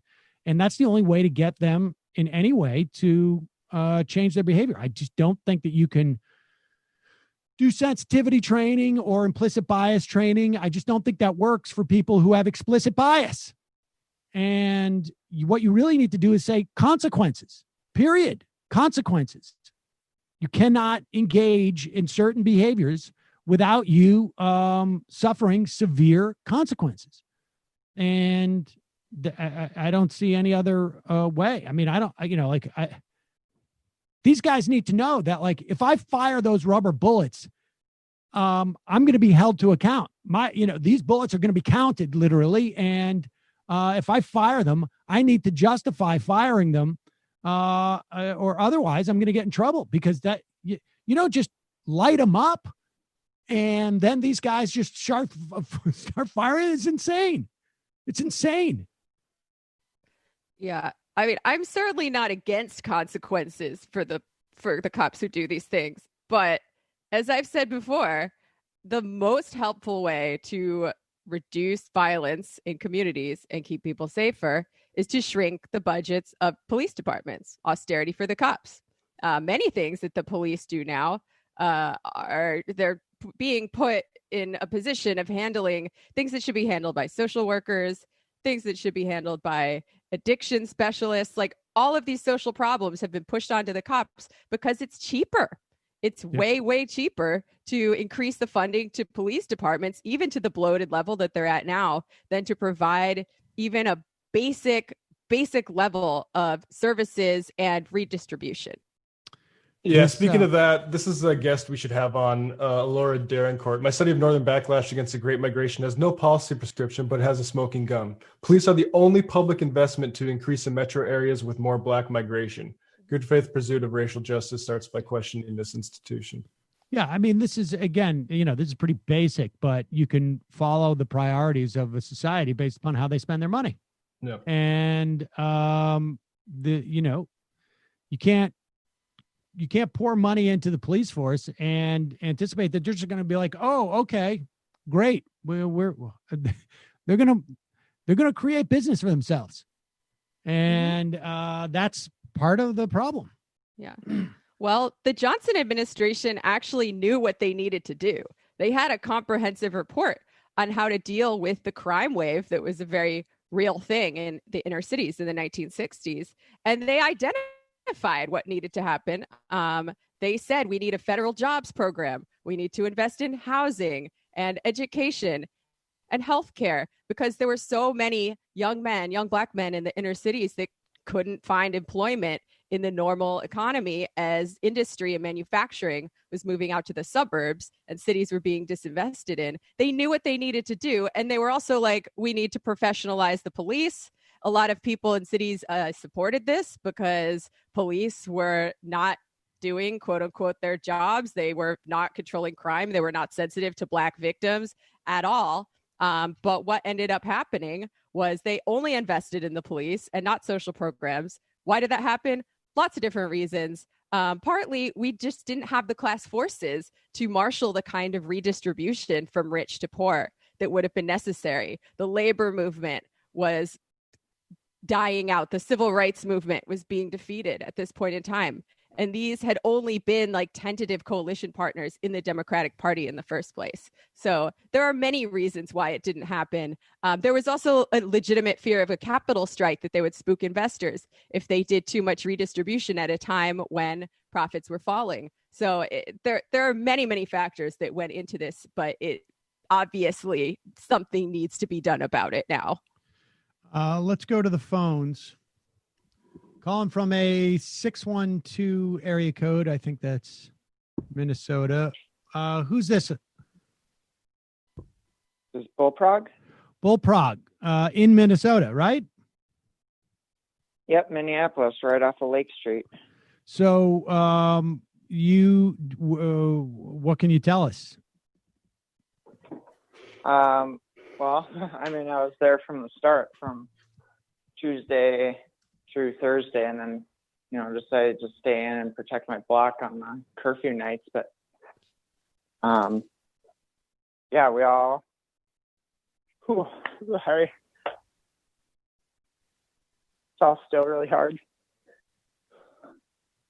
But Tuesday, everyone met up at the memorial site. We're grieving, expressing love and anger and sadness. And a bunch of us started marching. I mean, there were thousands of people in the streets going north and south and east and west from that area. And hundreds of us started marching towards the 3rd precinct over by the Target and Cub Foods. And when we got there, we all gathered and surrounded the entire place. And we're just chanting, and we were just asking for the arrest of those 4 people. And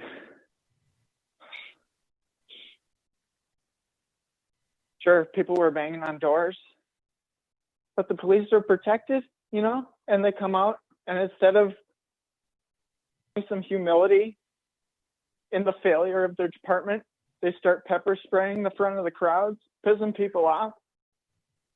So people run over to the Target, and they got some eggs and some milk. They started pelting the place. And then people were grabbing rocks and bricks and stuff and started smashing windows. And then the cops came in and laid down tear gas, which pissed people off even more. Like they were so afraid of everybody because they know they did wrong, and they didn't do anything to de-escalate that. And this is on Tuesday, right? That was on Tuesday. Like, they should have let they should have let that precinct go as collateral damage and, you know, meet the demands the next day. And that would have been the dispersal of the crowds. Right. But they kept up a defense. And, you know, I went out Wednesday night too, just because I knew lots of friends that were out there, friends and neighbors, and wanted to, you know, protect and keep them safe as possible. And I go out there, you know, in the evening, and within a half hour of being there, I saw that the AutoZone windows getting smashed, and people in the crowd, you know, it was a mix of like, whoa, with, you know, I don't know if this is right. This seems weird, but also like, you know, we're not going to let that scare us away from our righteous cause of why we're holding this space. And then you didn't see that. You didn't see the guy with the umbrella do the windows at the AutoZone, did you? I didn't. No, I was 100 feet away from, or a couple hundred feet away from there. I was at the intersection that it was at. And that's as it started burning, you know. And that's really when like the private businesses ended up like getting all messed up, right? And people. Yeah, there's a small like payday loan check cashing place that seemed to get smashed up first, and that was by people that were like, you know, animated smashing, like running up with a skateboard or something or whatever they were finding, and as opposed to the one guy calmly going around with a hammer, smashing the AutoZone windows. Like there's a difference in demeanor between some of the local people that were like so upset that they were smashing stuff. And then and then Thursday, of course, the county DA comes out and says, you know, don't know if we can do this, and that really set people off quite a bit. Yeah. Thursday, I went down. I was at the downtown protest, which was peaceful. You know, we marched through the streets and, you know, stopped at a few intersections and just held space. And we went marching towards the precinct downtown. And as we got closer to it, the police were there all geared up, ready to face off. And, you know, the crowd was in their face. They're still protected. Maybe a couple people threw water bottles or whatever. Like, that's no big deal. We're not protected, and we're getting shot with rubber bullets and pepper balls. And you're also not specifically trained to serve and protect, theoretically, the community. I mean, I mean, if police aren't trained to, if their job is not to show restraint in these situations, I don't know what their job is. And yeah, exactly. You know, if they are not trained sufficiently to exercise restraint there, and if it's too difficult, which if someone said to me like, look, you have no idea what's going to happen, you have no idea whether you can be shot or whatnot, then I think maybe you don't deploy the police until much later. If this is a genuine fear, then, why would you put these people into that situation? So give me a sense of like, so now Ellison has taken over my understanding is now all 4 officers are going to be charged, or they're, working on charges for all 4 men. What's your sense of what's going on? Like, what's your sense of what's happening tonight? There's going to be a gathering in front of the governor's mansion, as far as I understand. And that's going to just be in the early evening from like 4 to 6. But, people hold the space as long as they can. That's been the tactic each and every night, because the disruption is what's getting the attention. Right. Bullprog, stay safe. Thanks for calling in, and hang in there. I know this is particularly difficult for people in that community, and but appreciate you calling in, and again, stay safe. All right. I lost my entire street. Like the whole Lake Street is all gone. So what do you mean by that? I hope this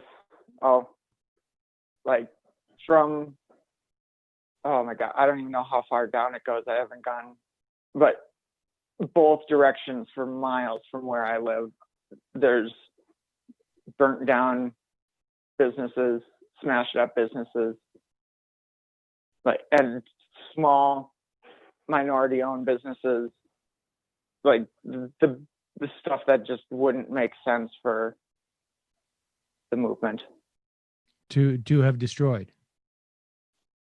Yeah. What I think people understand, I think people understand. Oh my God, it's so complicated because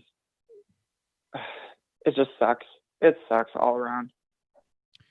I mean, I don't know who is behind each and every instance of destruction, and whether or not you agree with it. It's going to be really hard for us here. Yeah, I mean, that is more often than not. In fact, I think always what happens in these situations is that communities get destroyed, and they don't. There's no resources to rebuild. There's no public or private resources to rebuild, and these things end up staying like this for generations. Hang in there, Bullprog. I just want to note, with regards to not knowing who is ultimately responsible to this, there's a lot of rumors going around, but one thing that is documented by Minnesota Public Radio in this good article is that to the extent there are outside agitators, it's right-wing folks. This article does a good job of pouring cold water on the Antifa BS. And there's documented, there's a lot of fascists in rural Minnesota and in the suburban areas that have big pickup trucks and guns. And this is a time to maybe go to, I've seen reports of people going around in the back with a bunch of guys in the back of a truck just around suburban neighborhoods patrolling stuff. So With no license plates. I've seen some of that. Yes. Too. Yeah. And I mean 3%er symbols and stuff like that. Yeah. I would imagine it is a mix of local people, and to the extent that there are people outside of town, I'm sure there's some people who've come in to support friends and to protest. But I think that there's also, I would imagine a significant portion of people who are coming in and trying to take advantage of the situation. I don't think there's sort of overwhelming numbers of either. And this is just, from what I've read, and, people who follow things like, Bugaloo or whatever the hell that is. And, but it is, I mean, look, I'm not there, and certainly the anger is justified. But the outcomes of this kind of destruction in these neighborhoods is never good for the people who live there. Never good. Just, I mean, I saw actually on Thursday, the very young crowd of protesters went out of their way to be polite to local businesses. Everybody was really jazzed up. But at one point I saw a guy grab a sandwich board sign from outside of a falafel place, and someone else was like, no, put it back. And he put it back. Oh, I mean, I've seen video of people protecting Targets. I'm not sure exactly where it was, but literally watching, guys getting ready to smash it, open it, and activists coming out in front and literally putting their bodies in front of it just because they don't want, that message to be to be overtaken. Yeah. By, But with all this, and fair or not fair, or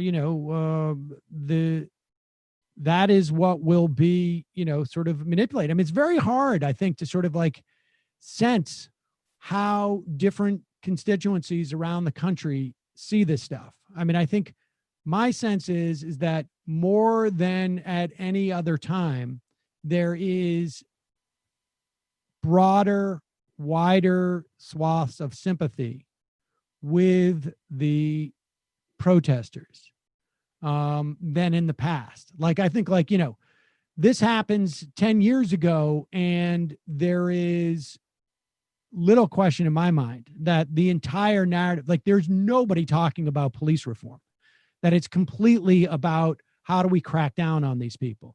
The idea that there is a significant discussion of raising the issue of police reform, not just on Twitter, but in pronouncements by, I don't know, the police chief from Atlanta, or other major figures and major national publications, I think is, it's not that party, but it's somewhat of progress. Yeah. And not just reform, like abolition has made it into the mainstream conversation, especially in the past few days. We saw Alex Vitale, the guy whose book I'm always citing, was on NY1 talking about police abolition and what it means to be working within an abolitionist framework. Just earlier today, I think, Benjamin Dixon was tweeting about it. I mean, he's not really a mainstream source, but he's awesome. Like, people are paying attention. Yeah, I just asking questions about it.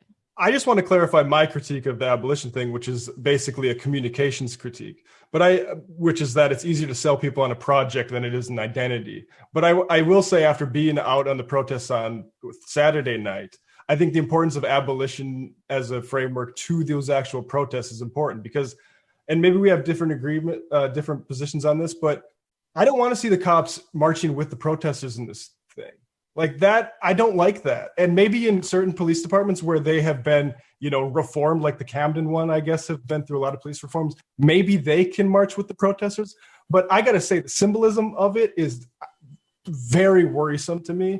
Like these places, that's not nearly enough. And it's not even nearly enough to arrest these officers. We need major structural change. And I don't see any give on the police side of this. Obviously, they're digging in their heels like crazy. And I don't even I see people talking about it online, but I worry that in local news media, you're just seeing riots, you're just seeing looters, and you're not seeing that stuff. I think it's weird. I think there's a big urban-rural divide that is very difficult to sort of perceive. I think it's difficult to perceive, the perspective on either side of that line. I mean, I think I agree with you in terms of the cops marching. I think we can cite it as an example of various police departments who can have a different response to this. But, and I got no problem with cops marching if they're, well, I'm not saying they're in plain clothes, but if they're off duty, and in civilian wear. But, the one thing that stuck out at me with there was a video of that Flint sheriff that I mentioned up front, who said, we're taking off our helmets and putting down our batons, and we're going to march with you. And he finished by saying, I want to turn this into a parade, not a protest. And then I was like, wait, what? Yeah. What? A parade? No, it's a protest. I mean, it's like, I like the idea that, you take off your equipment. Maybe it's good to take off your badge, and go and march. But it's a protest. That's the point. It's not a parade. And what are you doing about your brothers and sisters in the force that are covering their badge numbers in other cities right now? Right. I'm more concerned about that than you marching with us. Not exactly going to address that. If you want to get out there and protest, all right. But parade, I don't think so. Yeah. And all different people of all different political orientations are participating in these protests, but there has been a strong element of the abolitionist movement, which says the cops, much like you think of a body like ice. Everyone on the left acknowledges that ICE can't be reformed. It's structurally bad. It serves a bad purpose, must be abolished. Abolitionists feel the same way about the police. And it's not just an identity, it's a movement with deep roots in the left, deep roots in the Black left. And I think it's time for people to take it more seriously. And it's not just a pie in the sky goal either, right? Like, it sounds crazy to some people, like, how are we supposed to do that? There are concrete steps we can take right now within an abolitionist framework and use it to guide policy, like reducing the budgets for police departments, like increasing the budgets for other social services, treating the root causes of crime instead of the symptoms. There are a number of things that we can do right now and ways that we can guide policy within an abolitionist framework. And we can hold two frameworks in our heads at once, right? Because I'm sort of ambivalent about the idea of progressive prosecutors, but I supported Tiffany Caban's campaign. I wanted her to win. That's not abolitionism. That's reform. That's a different lens. We can hold contradictory thoughts in our heads, and we can endorse multiple movements for change because we just want something to work. And another metaphor you could use is the sort of defund de-investment in apartheid sort of stuff, right? Like Minneapolis Public Schools to drop contract with police after George Floyd death. Great. A whole bunch of stuff more of that. Because I imagine they're probably contracting their services out. They're a business, right? Right. Oh yeah, and the cops in schools is a major problem in cities across the country. Let's I want to start with I don't know. Do we have any more? Is there any specific we want to play? I mean, I feel like people have seen so much of this, particularly on this program, so much of the police violence. I don't want to get into like play this as like a porn stuff. They fired it. They fired indiscriminately at media. They fired specifically at media. I like this. Let's play this one clip on Friday. I don't know if you guys saw this when you were down there, or if Matt, you saw this when you were down there, but we saw reports of this in Minneapolis as well, which I really I don't want to oversell it, but it is really encouraging when people who are sort of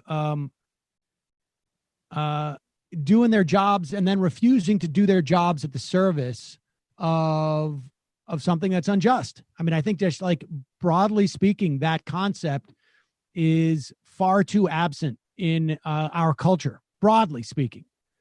And there was reports of this in Minneapolis, and here is a clip. It's clip number 9.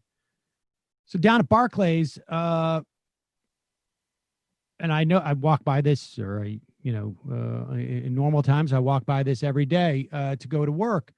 There's a little hill at Barclays. It's a tiny hill, man-made, that they've planted grass on. I guess presumably, I'm not sure exactly what the theory is behind it, but it's cute, I guess.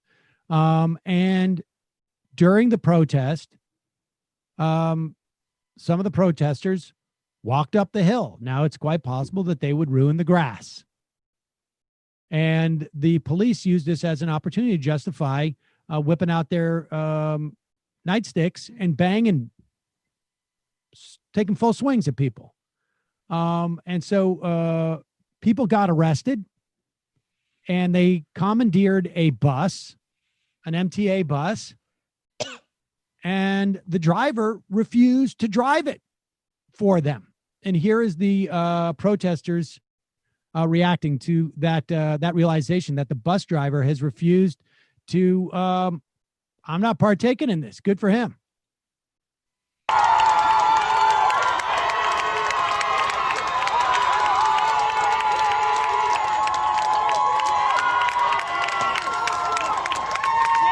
Bus driver walks out. There he is, wearing that vest. He's like, not doing it.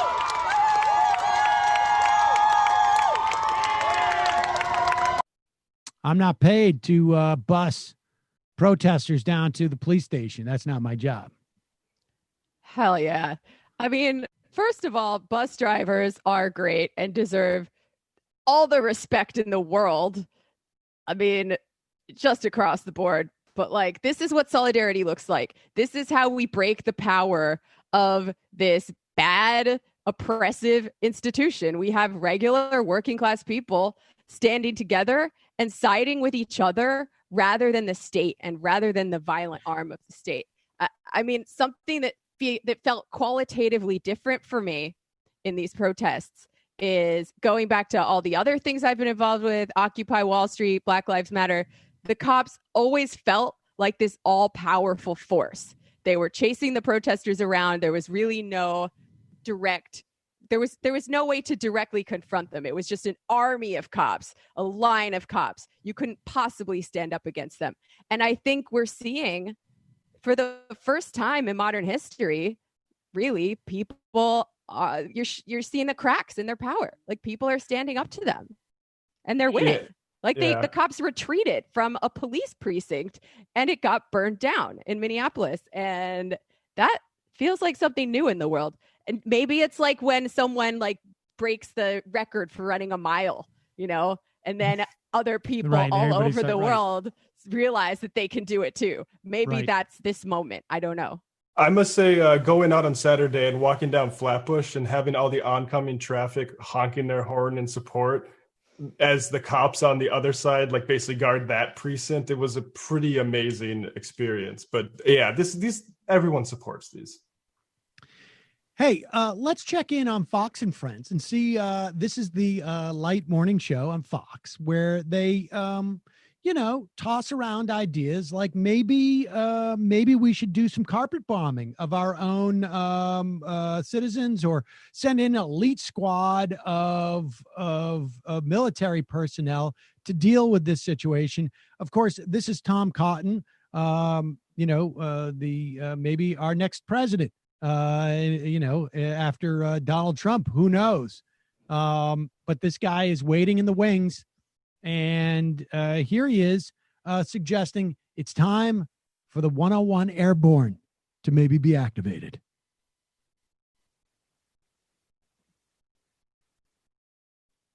And these officers should be prosecuted to the hilt of the law. I'm with you. I don't know anybody that feels differently, to be honest.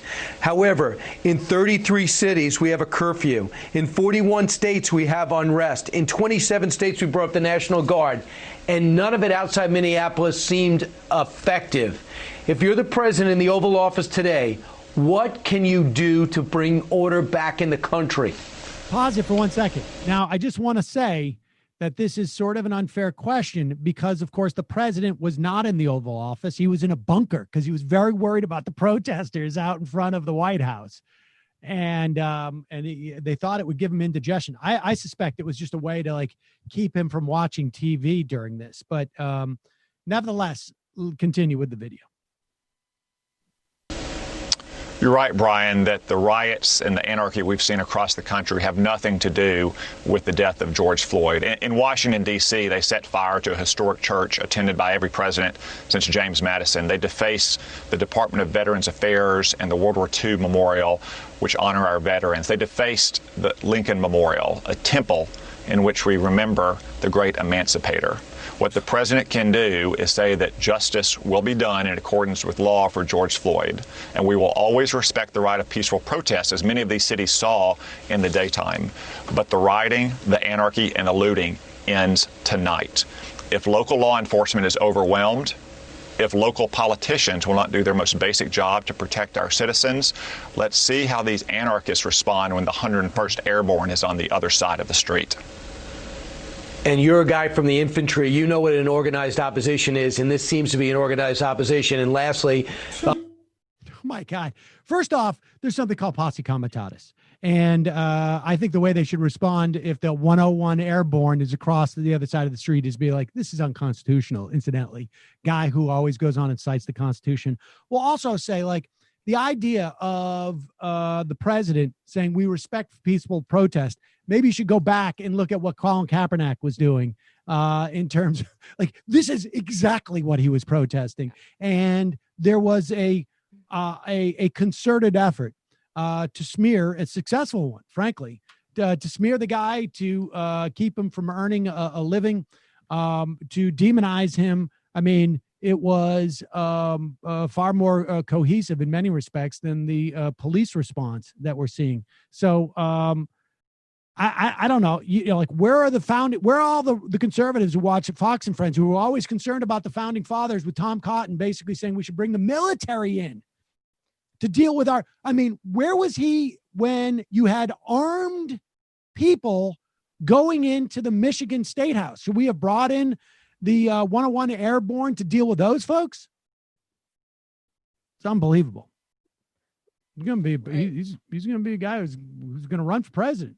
Yeah, I mean, that's one of my fears if we get a Biden administration, that all of the problems are compounded. The Democrats are the party of austerity, and we get a if not fascist, certainly fascist adjacent person in there 4 years later, like Tom Cotton. Right. And then the other fear is we have Trump 4 years, and Mike Pence goes out there and picks Tom Cotton as his VP to hit both quadrants. I've got the evangelicals. You can bring the other nut jobs, and we've locked it all in. Yeah, scary future. Either way, let's go to the phones. Calling from a 510 area code. Who's this? Where are you calling from? Dad? Dad? Is that you? Hey, Dad. It's me, it's your son. Cole James Cash. How are you? Cole James Cash. I had no idea, but we're Sam, we got to talk about the stuff you're supposed to be doing around the house, buddy. Well, Sam, yeah. In 1982, you met a beautiful black Latina at 42nd Street Station. And you guys got off at 108 in Corona and had interaction. And she left town and couldn't find you. And all this time, I've just been looking for a way to connect. And then one day I was watching Spin City. And I'm like, oh my God, that I just felt a connection. Right. And then I started watching, Majority Report. Hold on for 1 second. And I was like, Mom. Which episode of Spin City was that? Was that the one where I was the interpreter, or was it the one where I started to date the I can't remember her name, Connie Britton? Respectfully, Sam, it was the one that you were on TV. Now stop interrupting me. Sorry. Like I said. hey, don't talk back to your dad. I think I asked you a question. With that said, Sam, yeah. All these 37 years I would call, and I just wanted to be acknowledged, Sam. I just wanted you to acknowledge me as your African-American Jewish son. Well, sometimes when you become a parent, you'll understand that sometimes you got to let your kid. You have a grandson, Sam. What? You have a grandson. Jamie has met him. Oh, all right. Okay. She's seen him. Okay. Well, listen, I appreciate hearing from you, particularly this close to Father's Day. Please send your regards to your mom. Send my regards to your mom. What else you got for me? I will. Oh, well, Sam, if you want to avoid 37 years worth of child support, remember, you said you would acknowledge coming on my show, and you never responded to the email. What? So now, Jamie already got your DNA. She got the DNA from a mug already. Okay? I'll come on your show. We got the DNA, Sam. So if you want to avoid child support, I'm going to need you to commit to coming on GNN. Sam. Committed. If I can avoid child support, committed. Yes. If you want to avoid 37 years with the child support, Sam, June, I need you to come on your son's show, please. Can we do that, Sam? I can commit to it. Maybe in June. I'm not sure, but definitely in July. Okay, definitely. Okay, how about this, Sam? In July. Definitely in July. I will email you again. Okay. Okay. And please, Sam, just acknowledge your son. Don't be a deadbeat, Sam. I will. I got to tell you, though, in 1982, I was not, Sam. I was certainly old enough, but I was not in New York. 1982, I was in Worcester. Sam? I didn't have a license. Well, if you want to not acknowledge you got off at 108 Corona, we'll be seeing you in court if you don't appear on the show. With that said, Sam, I was definitely knee deep in the protests. As Jamie knows, on Saturday, I got footage and everything. And man, it was definitely a night, as he stated, of solidarity. And people are tired of this shit, Sam. Yeah. You know, it was definitely everything that you saw out in Oakland. I was in my hometown of Oakland, Sam, and it was beautiful. You know, it was beautiful. I stood face to face with these riot cops. And the amazing thing, Sam, is like to be honest, thinking about my days in the military where I was the villain. I was the villain for somebody else. Someone stared me down. And to be on the right side of history, to know that I did something and I stood with people, man, it felt good. And I just want to message to everybody else, don't trip off what liberals are doing. Don't trip off what neoliberals are doing or whatever this and that. Just worry about what we're doing and keep this momentum going. Because right now, man, everybody's tired of this. And you just got to keep it going and keep on the right side of history and keep making these decisions to let these guys know we ain't taking this shit no more. All right. Well, Cole James, thanks so much for the call. I will. We will hook up in July, and also I will work on the bris that you may have missed. Yes. And so and also, Sam, will... I'm banned on Twitter, so people can find me on Instagram at GNN Channel 10, and of course patreon.com/GNN Channel 10 because I am banned from Twitter. And yeah, that's how people can find me. All right. Appreciate the call. All right, Dad. Stay safe. Does child support usually go until the kid is 37? I mean, hopefully he's emancipated by now, but he's trying to work back pay. He was very open to the possibility of a bris too at this point. Yeah, I'm not sure he knows what he's getting into, but they do it. I think at this age, and maybe we might, when he gets the details, he might be a little bit less excited about it. Winnipeg Craig, I want to thank Jamie for taking the steps necessary to center Canadian voices on the Intifada. Sam's tincture, CBD tincture before bed. What are your thoughts on co-opting the protests for other social or political issues? I'm torn because I think we're in a unique time where people feel empowered, but I also don't think it's super cool to steal the spotlight from groups like BLM. I think that what needs to happen, in at least, out of these protests, is it needs to be focused on policing and the, I guess, tangential or maybe not so tangential issues, maybe parallel issues of investment in communities. I'm not sure what the other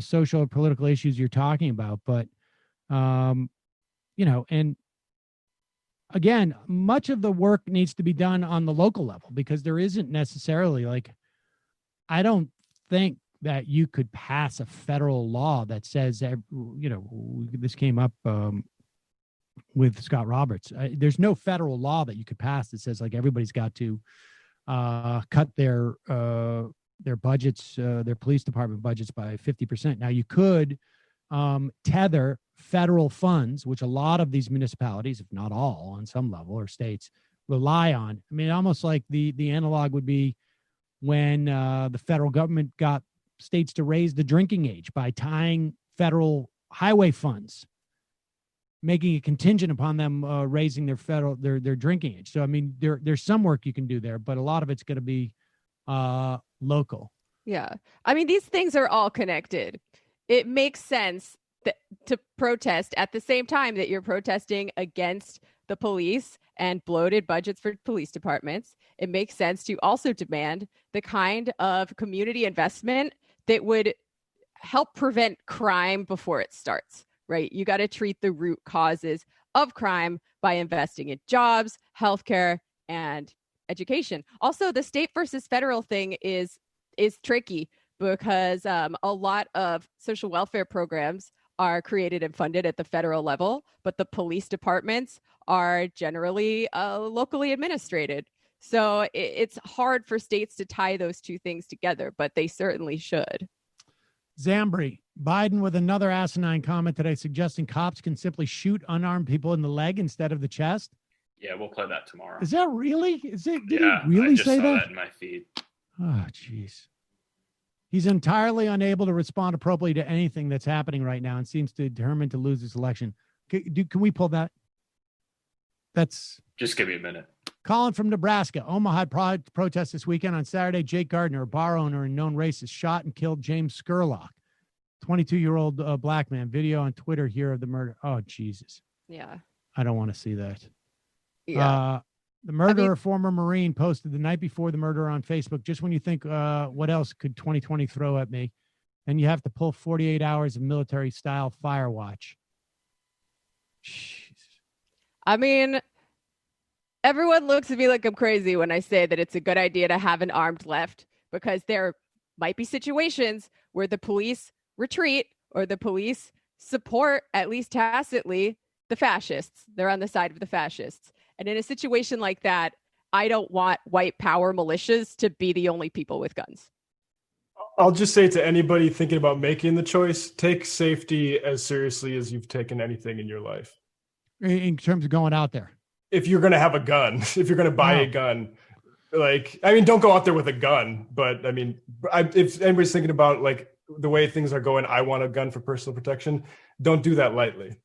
I mean, I think I mean, personally, I mean, I would have to, if I had to speculate, that I would say that would backfire. I suspect that in that instance, there's statistically, it probably would. Statistically, and in terms of like providing more ample opportunity for reactionary forces to come in with greater firepower. I personally, I just don't. I don't see that ending well for anybody, but certainly not the left. I'm still deeply ambivalent about it myself, but I did find a lot of the things that Faye Eckler of the Socialist Rifle Association said in our interview to be very persuasive. Pajama Boy, I was at Newark protests over the weekend, and apparently Michael Tracy was there doing really disingenuous coverage. He's gone full grifter recently on Twitter with some hot takes, going the route of Tim Pool. Yeah, I guess he's saying that it's all white people who are leading these protests. Yeah, like watch the videos. That's really all you have to do to see that it's not just white people.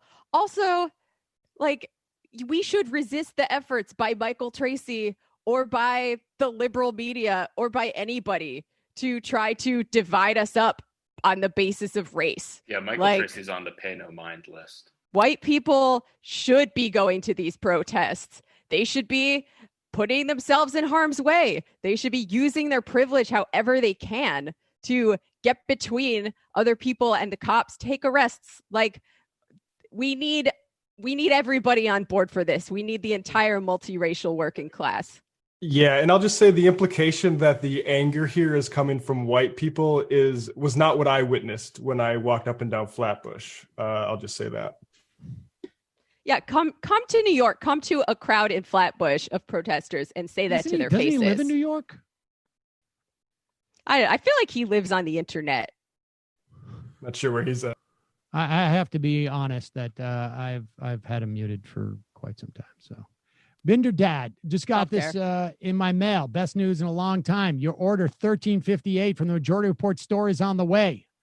By the way, so is my next order of MR Blend from justcoffee.coop to top up this great news. Can I get a shofar?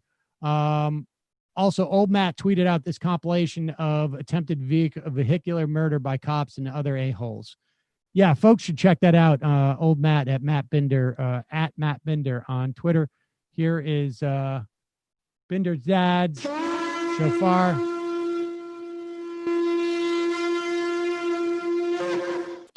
My niece is 30. Her mom received $1108 of ex-husband's stimulus check for non-payment of child support. Oh, all right. Well, Dr. Chaos MD, I live in Portland, Oregon. I did not attend the protests, even though I overwhelmingly agree with my fellow citizens that police brutality is a blight and cancer on society.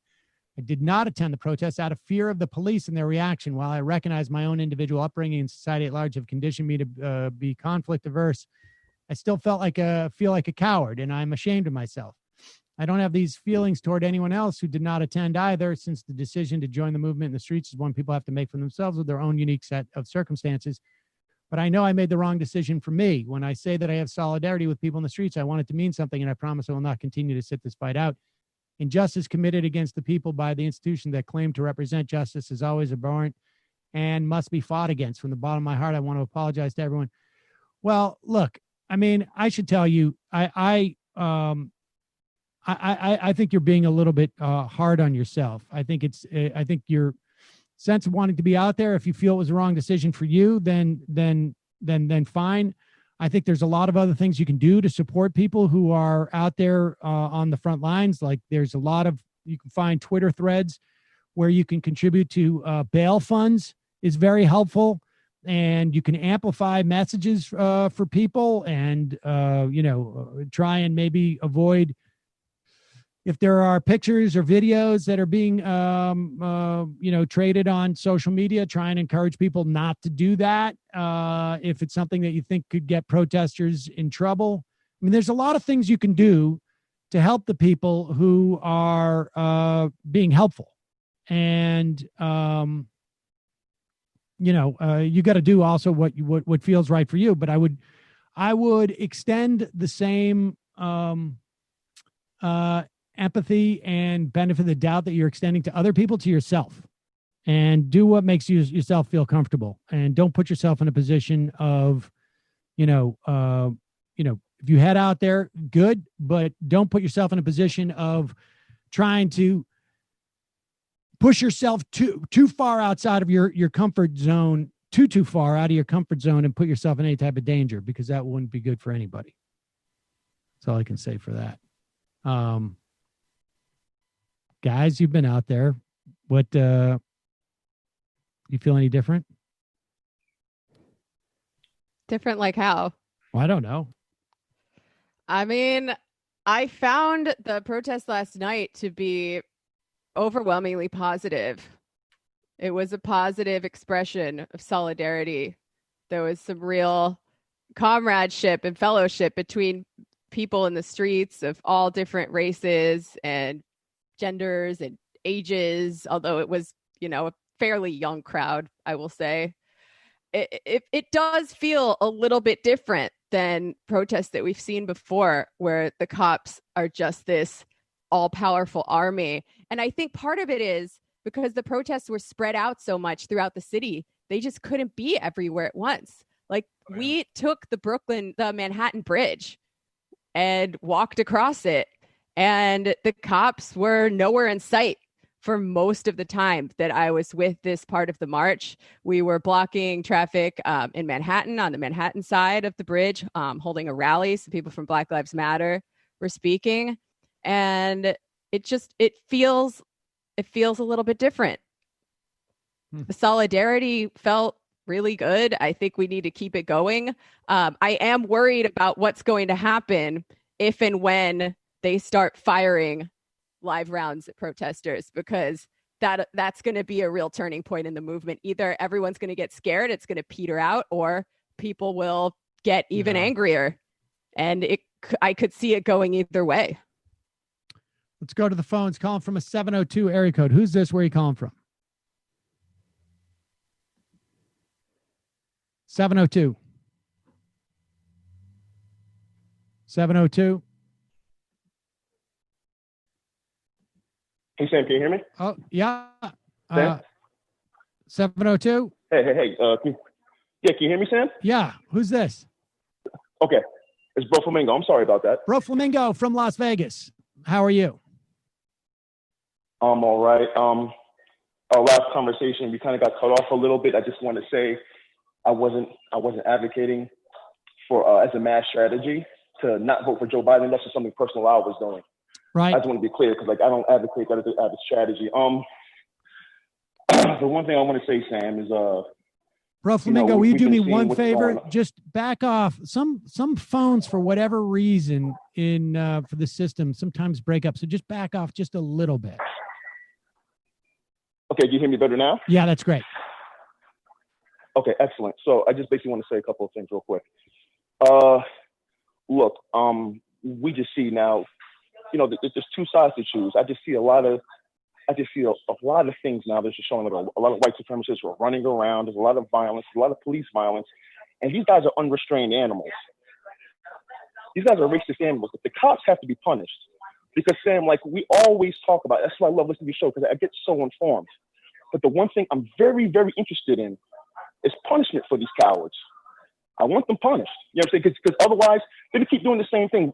Because no matter how many sit-downs you have, no matter how many protests you have, or whatever, there's got to be punishment. And by the way, one of the punishments that we've been seeing, the people have been pushing back.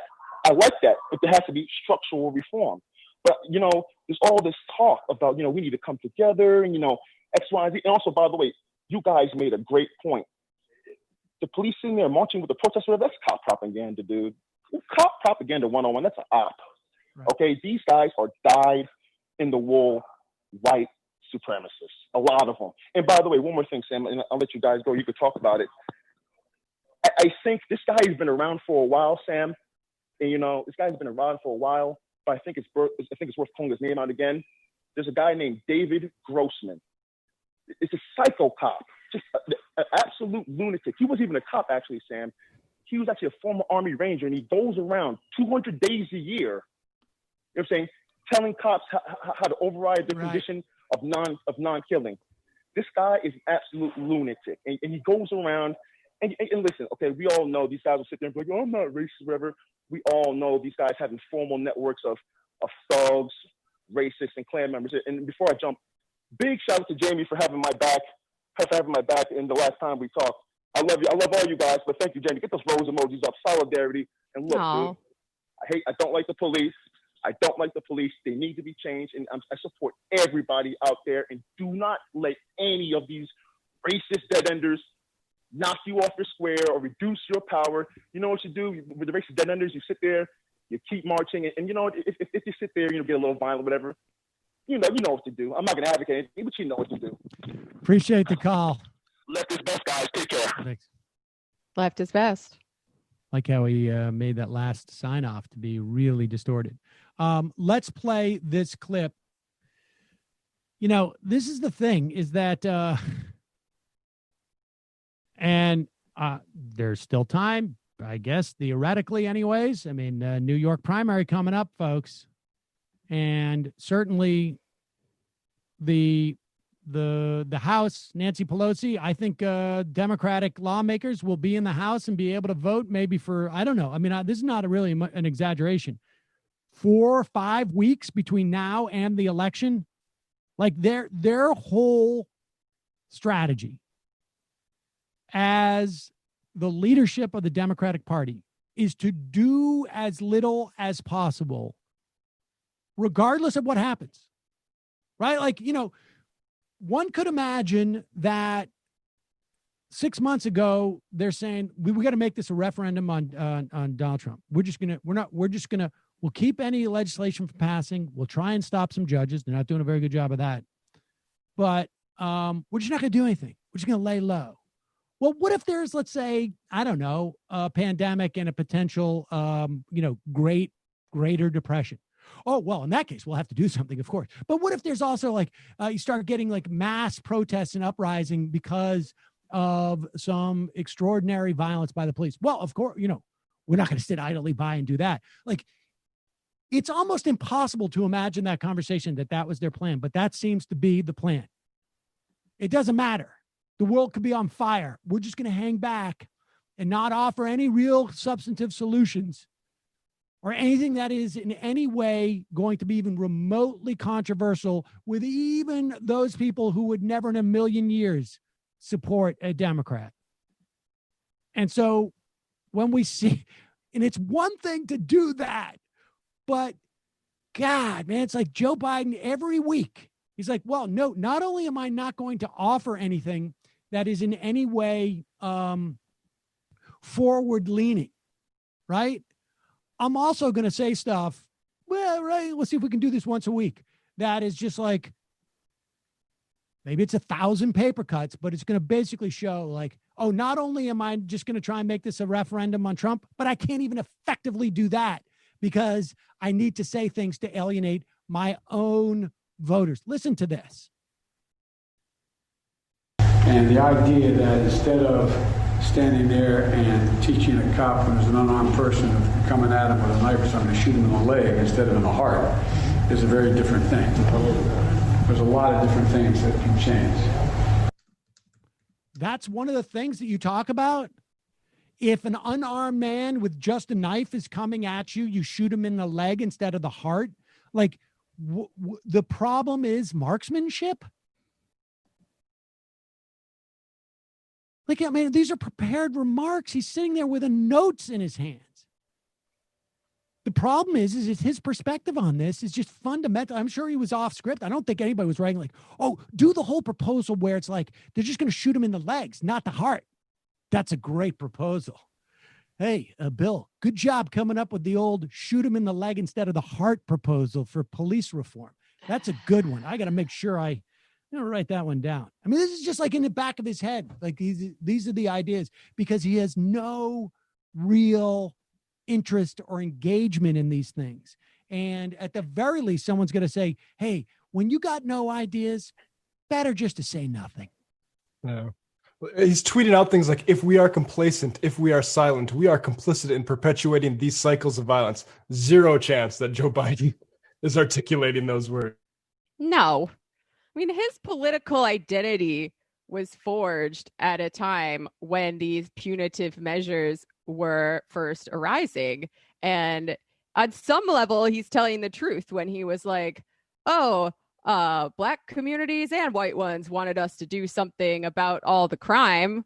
But since then, the way that it's played out has been very, very destructive. And he has refused to ever take a second look at this system that he played a role in bolstering. And even Hillary Clinton has at least done some weak version of an apology or a rethinking of over-policing and mass incarceration. Biden hasn't even done that. Hey, guy, I'm not going to make that mistake. Hey, guy, come on, man. All right. Lastly, let's just cover these last two because apparently, and this is interesting that the Republican strategy to deal with this seems to be more focused. And I think, this came up when we were talking to Scott Roberts at the beginning of the program. You look back at what Donald Trump did in terms of like driving the Colin Kaepernick story and the idea and what the Republicans were doing in terms of like, people taking a knee during the anthem as a form of peaceful protest. That's the peaceful protest that goes over the line. And now they're calling for this, but they're not centering this on the events that triggered this. They're not centering this on their critique on Black Lives Matter or just the idea that Black Lives Matter, right? Never mind the organization. They are creating an organization out of whole cloth, which is now maybe Jamie, you can let us in on this. Maybe if there is like a card or there's a dues that you got to pay for Antifa, or maybe you can't tell me. But here is, and we see this like it's coming both from the loonies on Fox. Here's Don Bongino looking for a job still, I think, calling for the DOJ and White House to legally decapitate Antifa. And Trump, we should say, tweeted out that he was going to put him on the terrorist list, which is like, I don't know, putting libertarians on the terrorist list. But here. Dan, you talk about the church, St. John's. It's an Episcopal church. And I was reading this morning that thankfully the sanctuary was not damaged. They burned out the nursery that had just been renovated down in the basement. That's where children go to learn about Christ. And that's on fire because of these looters and these people that are out there protesting. How do we fix this problem, Dan? The Bill Barr and the president need to legally decapitate Antifa today. We need a high-profile FBI arrest right now, whether it's, I think it's 18 U.S.C., I think it's 2101 for rioting today. We need this. We need full mobilization of our National Guards in every state. This isn't the time to say, well, we don't have riots here. I don't care if you're in Wyoming or downtown Miami. We have to shut this down now. Get a lid on this right now. we have to do other things as well. I think it wouldn't be a bad idea for local mayors and municipalities to consider bringing some retired law enforcement, able and willing, to come back and help in a support role. How would you go about, Jamie, decapitating legally or by extra legal means, by maybe your new Star Chamber force that you're bringing back of retired police officers, the leadership of Antifa? Like, what would you do? Well, first you call the Antifa central office and you ask to speak with the manager. And eventually you're transferred up several levels to the president and CEO of Antifa, which some people think is me. Like, I get a lot of tweets at the Antifada Twitter account because people are trying to tweet at Antifa, but it's like sounds kind of similar. I just spilled a whole glass of water on myself. Bad omen? I don't know. No, like, you can't decapitate something that doesn't have a head, right? Like, what is the high profile arrest? Like, who would be the high profile Antifa arrest? It's very difficult, actually. Well, apparently Jake Flores, they got him. Jake Flores, and then also the brothers in the National, the indie rock band, the National, have been called the leaders of Antifa. Boom. It's gotta be like a musician or, I mean, like, how do you get a high profile, like, or you just make somebody up? They should also, maybe what they should do is just, pretend to arrest somebody. We've arrested Tom Proventation, and he is the leader of Antifa. And so you're going to see. It's over now. Yeah. Mike Cernovich called oh wait, no, was Nick Mullen the president of the DSA or Antifa? According to DSA. Oh, okay.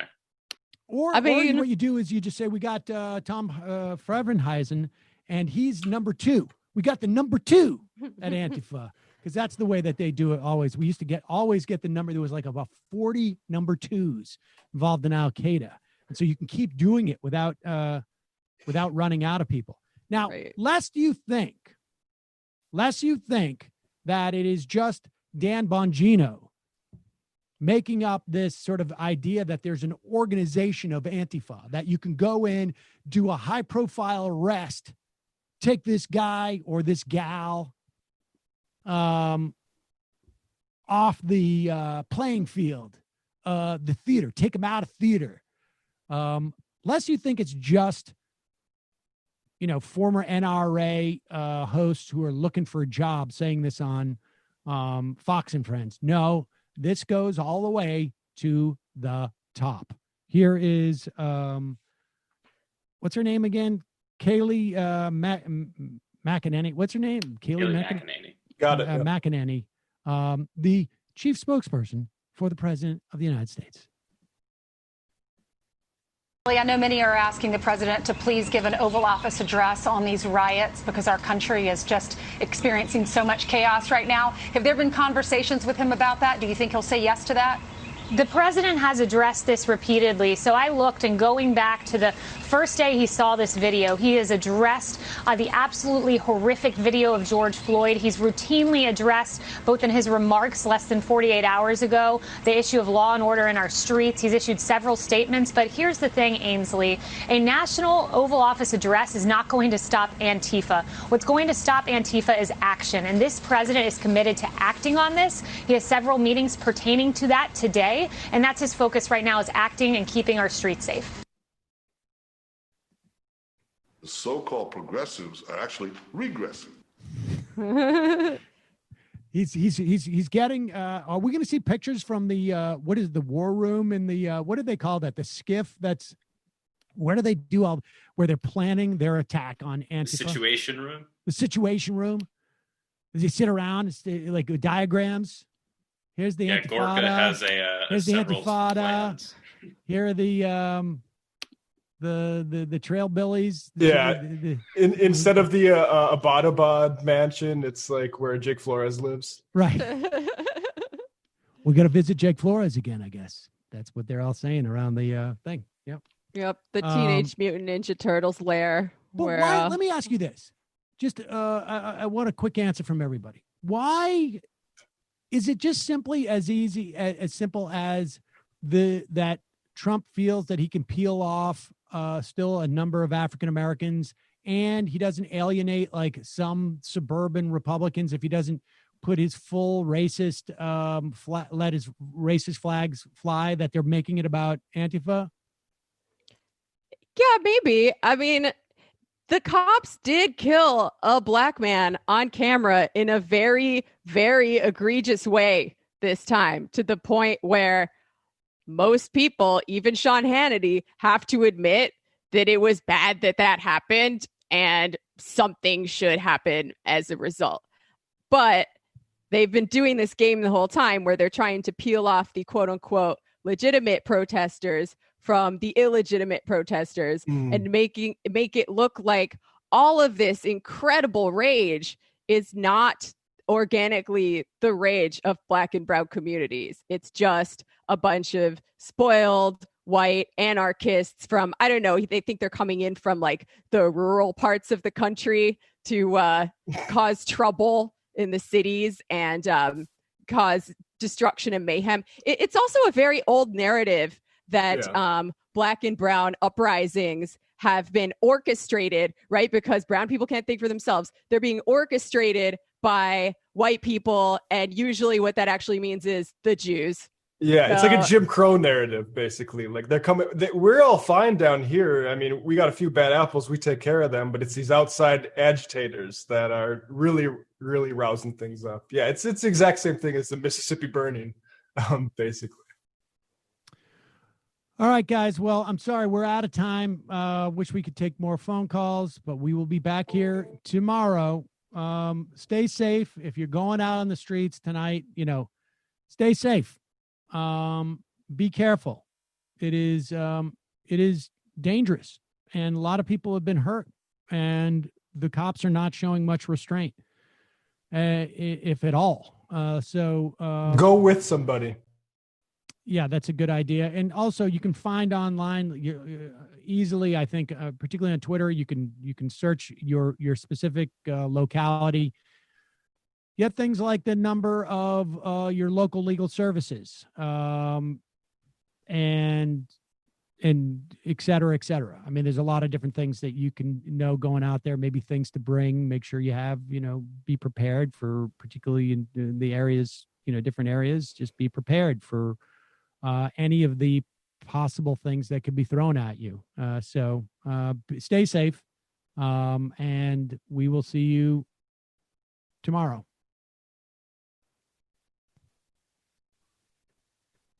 It might take all the strength I got to get to where I want, but I know somehow I'm gonna get there. I wasn't looking when I just got caught between the truth and the light bar.